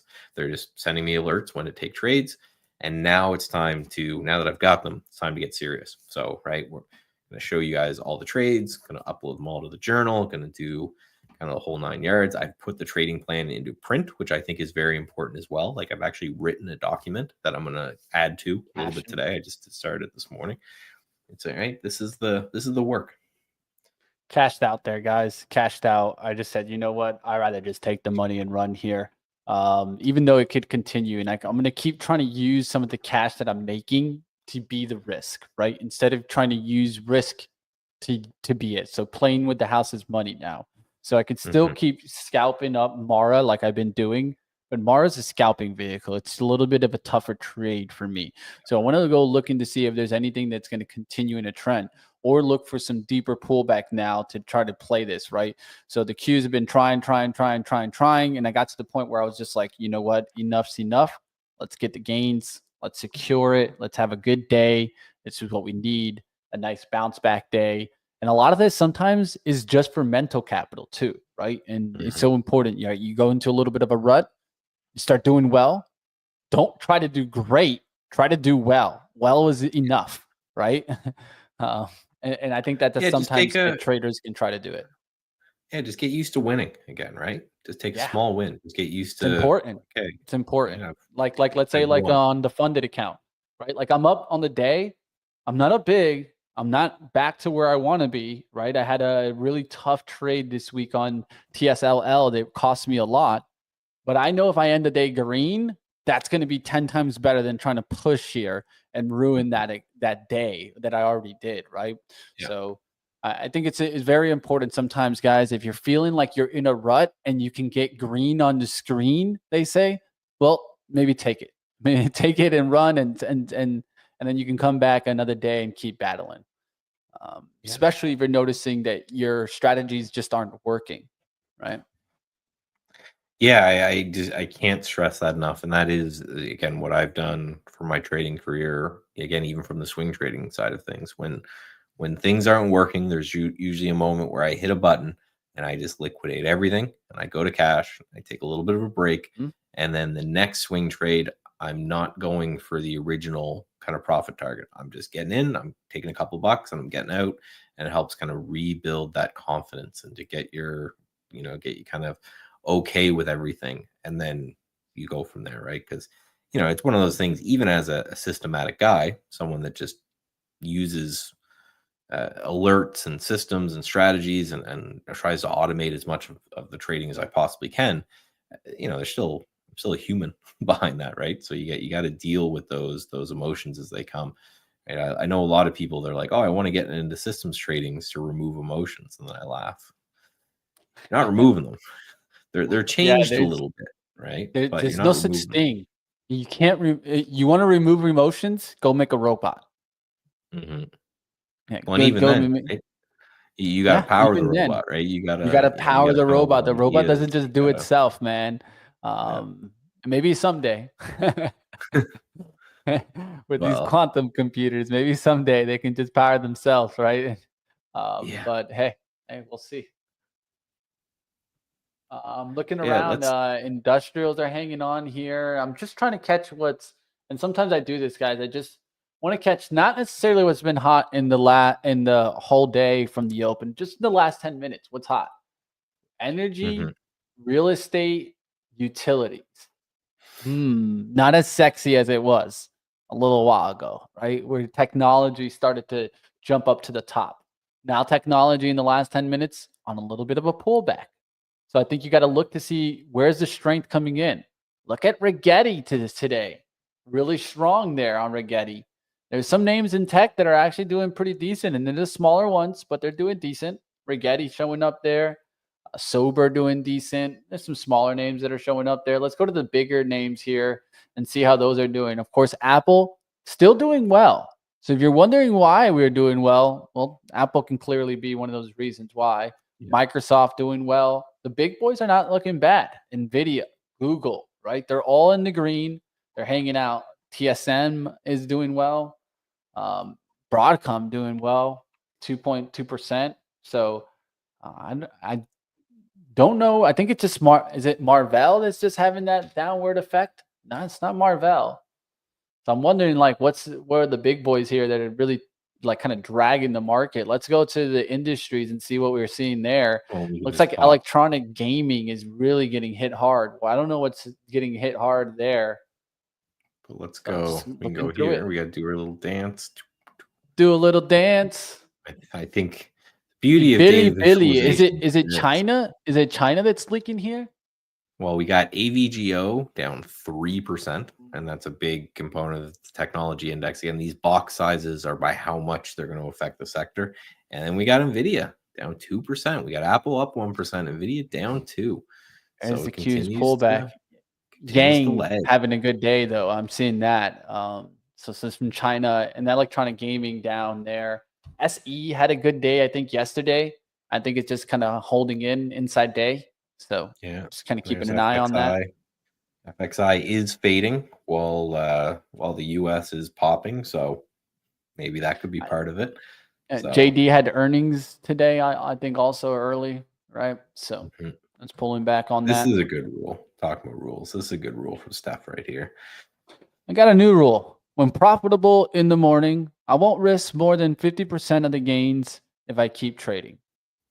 I agree. It's a great rule. Right. I like that one. And one of the things you might want to look into, right, is that what is your mentality once you get into that spot, right? And Mhm. am I just trying to make a little haircut more, or am I trying to make a complete like next reward back, right? I think Yeah. that's where sometimes if you make a really good trade early, it might make sense to downsize and try to make some haircuts higher. That's okay. Mhm. I think that at least for me, I feel like when I make a really good trade, the number one thing I don't want to do is go big size on the next trade, because all I do is just ruin that a lot of the times, right? So when you make a really good trade, downsizing, finding some way to manage that risk could be a really good thing. I like how you're thinking about it in percentages, right? But Right. it's the same way. Downsizing, of course, can help with that, right? But when you We used do to have get at big wins, at you got to take those gains. yeah, my old prop firm, there used to be a setting you could do. They called it loss from top, and it was the same kind of stop out that you'd get. It was kind of like an intraday stop out. So Yeah. you're up $1,000 that day, and if you gave back $300-400, just kicked you out for the day. So there you go. And that was a setting that I absolutely loved and used all the time, just because I had the same problem where you feel like you're on fire, you feel like you've got the hot hand or whatever, but In the you zone, know, yeah, Mark Douglas. you're just playing Because you probability, you might you know? be, right? Like there's times when we're really like present focused and we're just not thinking things, we're doing, and we're in this doing mentality. And then there's always this snap back, right? All of a sudden you go from being focused in the present moment to now thinking about the past or thinking about what's going to come. This is why I find it so important. And you guys know we talk about books all the time, different books and things like that. One of the books that I feel like that's a different book that's helped me a lot in trading is called The Power of Now. It's Eckhart Tolle. And what I like about it is that it's all about just understanding that you want to be in the present moment, right? The present moment is so important. That's where we can create. That's where we can generate wealth, is in the present. But when we're past focused and future focused, that's when we're going to make the biggest mistakes in our lives. Why? We're just too driven on emotions when we're driven in the past, and we're too driven on what could come, right? The greediness comes in the future. This happens to penny stock traders all the time, especially. They're looking at potentially the gain they could have had on this chart, let's say like TNXP. They look back and they're like, oh, but I could have got 7,000, right? 7,000 on this gain, right? But that's just future focused, past focused. What you really need to be focusing on is what can you control in the present moment, like when you're actually trading, right? Where are those skill levels taking you? And those are the ones that you need to make improvements on. So if you're asking yourself, how do I make improvements? A lot of it, I think, is just focusing on what's actually happening versus what you want to happen or are Yeah. planning for, right? That's like not being resistant to what's happening on the chart, because that's what happens. Your mind can literally twist your thinking to the point where you stay in a trade when you had no business being in the trade. And if I asked you the same trade probably tomorrow, you would say, yeah, I got no business being in that trade. But today, because you're not focused in what's happening, you're more focused in your mind, you start to like kind of bend that thinking, right? You're like, no, but in the next candle, right? Things like this. This is why I think it's so important, guys. Focus on the present, knowing when you're in the zone and when you snap out. When you snap out, it's okay. Like I talked about, like certain times. I even did it this week on the main account because we have been bouncing back on that one. Is that you can have the hot hand, right? And it's okay to test the hot hand, but once you get burned, you might want to stick that hand right back in your pocket and be like, okay, enough's enough, right? Eventually the pot gets boiling and your hand gets burnt when you keep sticking it in there. So, hey, just understand that, right? It's all probabilities, right? Even if you're correct about things, still it's all probabilities, right? That's all we're playing is just right. So even if you're really, really good right now and you're going to be right 90% of the time, means right, 1 out of every 10 trades you're going to lose on, right? So you can't just have those losses completely wipe you out. It's just it can't happen. So selling a little bit into the end, but I promised the people a quick look at the trading plan. We got just a couple minutes left. Let's do it. Let's go ahead. Let's take a look at that trading plan here, guys. And you guys smash the like for this, even just getting insights onto this. So let's take a look. I'm making it real big. Let's look. Not done, right? I need to work on it, right? But of course, I think the first thing you always got to write is you got to write your goals, right? Why are you doing this? Why are you trading? What's going on, right? Can you do us a favor for me, Michael? Can you just control focus in or like scroll so we can just get a little zoom? There we go. Yeah. So, right, you know, I won't read it all, but essentially the goal is just to diversify trading income across portfolio using prop money, right? So I'm using other people's money on top of my own to diversify that and to do in kind of 2 hours a day. That's what we're streaming here. I just want to be in and then done and then focus on the bread and butter. I think that's important. I made it really, really big just because you have to do the goals on it, right? Then it just comes down to the time frame. Like, how am I actually going to do this, right? So 8:30 to 9, I'm usually watching Mitch. I'm coming up with the list of things I'm going to trade for the day. Right, 9 to 10 is where trading happens, and then journal and wrap up after. So whenever the trades are closed, you obviously need them closed. And then you just go into the setups. I like doing just a quick write-up of the setups, right? Looking to fade gaps on that might be overextended, using a break of VWAP for entry. Ideally, the price spends some time above or below VWAP, right? And then this is the setup from AVAV that I missed yesterday, but was a perfect example. Spent all morning under VWAP and then just ripped up through. Target 2-day VWAP, or when price slows down, I got to get a little bit more nitty gritty on that. And then the stop at high of day or pre-market high, right? So that's what I've been doing there. And then the liquidity fade. So large cap stocks or ETFs to fade off of major levels, to find a support and resistance zone, wait for that to break, fail quickly, and then enter with a stop at high day, low day, right? So again, nice example. You just want the visual example. If this was Tesla, clear level, broke down when it popped up through. That would have been a nice little trade there as well. And then position sizing. So this is kind of how I'm looking at it. Again, for the eval, I will change this pretty dramatically, I think, when it comes to the real money. But if I'm under $500 on the eval, $500 positive, I'm going to risk $100 a trade. And when I make $100 for the day, I'm going to stop whenever that trade is done. Over 500, I'm going to up the risk a little bit because I got a little bit of cushion to 200. Then over 1,000, I'm going to up it again to 300. Again, looking to fade those ones as well, right? So on, still more to go, and I'll share with you guys next week, kind of when I finished up a little bit more. But things to add are talking about what to do on large winning streaks, large losing streaks, things like that. And this should be kind of an ever evolving document. That's why I just have it up here as part of this tab group now. So what I'll be doing, so I can, someone asked to share, I can share it. I'll make sure people can't edit it, obviously. But then I'm going to put everything into Trader View here at the end of the day. Right. I'm going to upload all those things. So again, we talked about that. You can just export from the system itself. You import it here. So we can start. I think I can just share my journal as well. So that's something that I'll share again, just to talk about the process. So step one of the process was to come up, watch the market, take some trades. I popped a number of accounts, but just playing. And then I got two trading strategies that I really like and I really think could work for the long run. So you get involved in those, and then you get really, really serious about the trading, right? And really, really serious means have a written document for trade plan, have a journaling practice that you do daily, have a weekly and monthly review practice, and then you get after it, right? So that's the same thing I do from the swing trading side of things. I'm just doing it all out in the open now. I like it. Stocks coming back here a little bit. Q didn't go all the way back down there. Held kind of the 200 on the 1 minute. It's kind of holding in still well. I think the overall market looking decent here.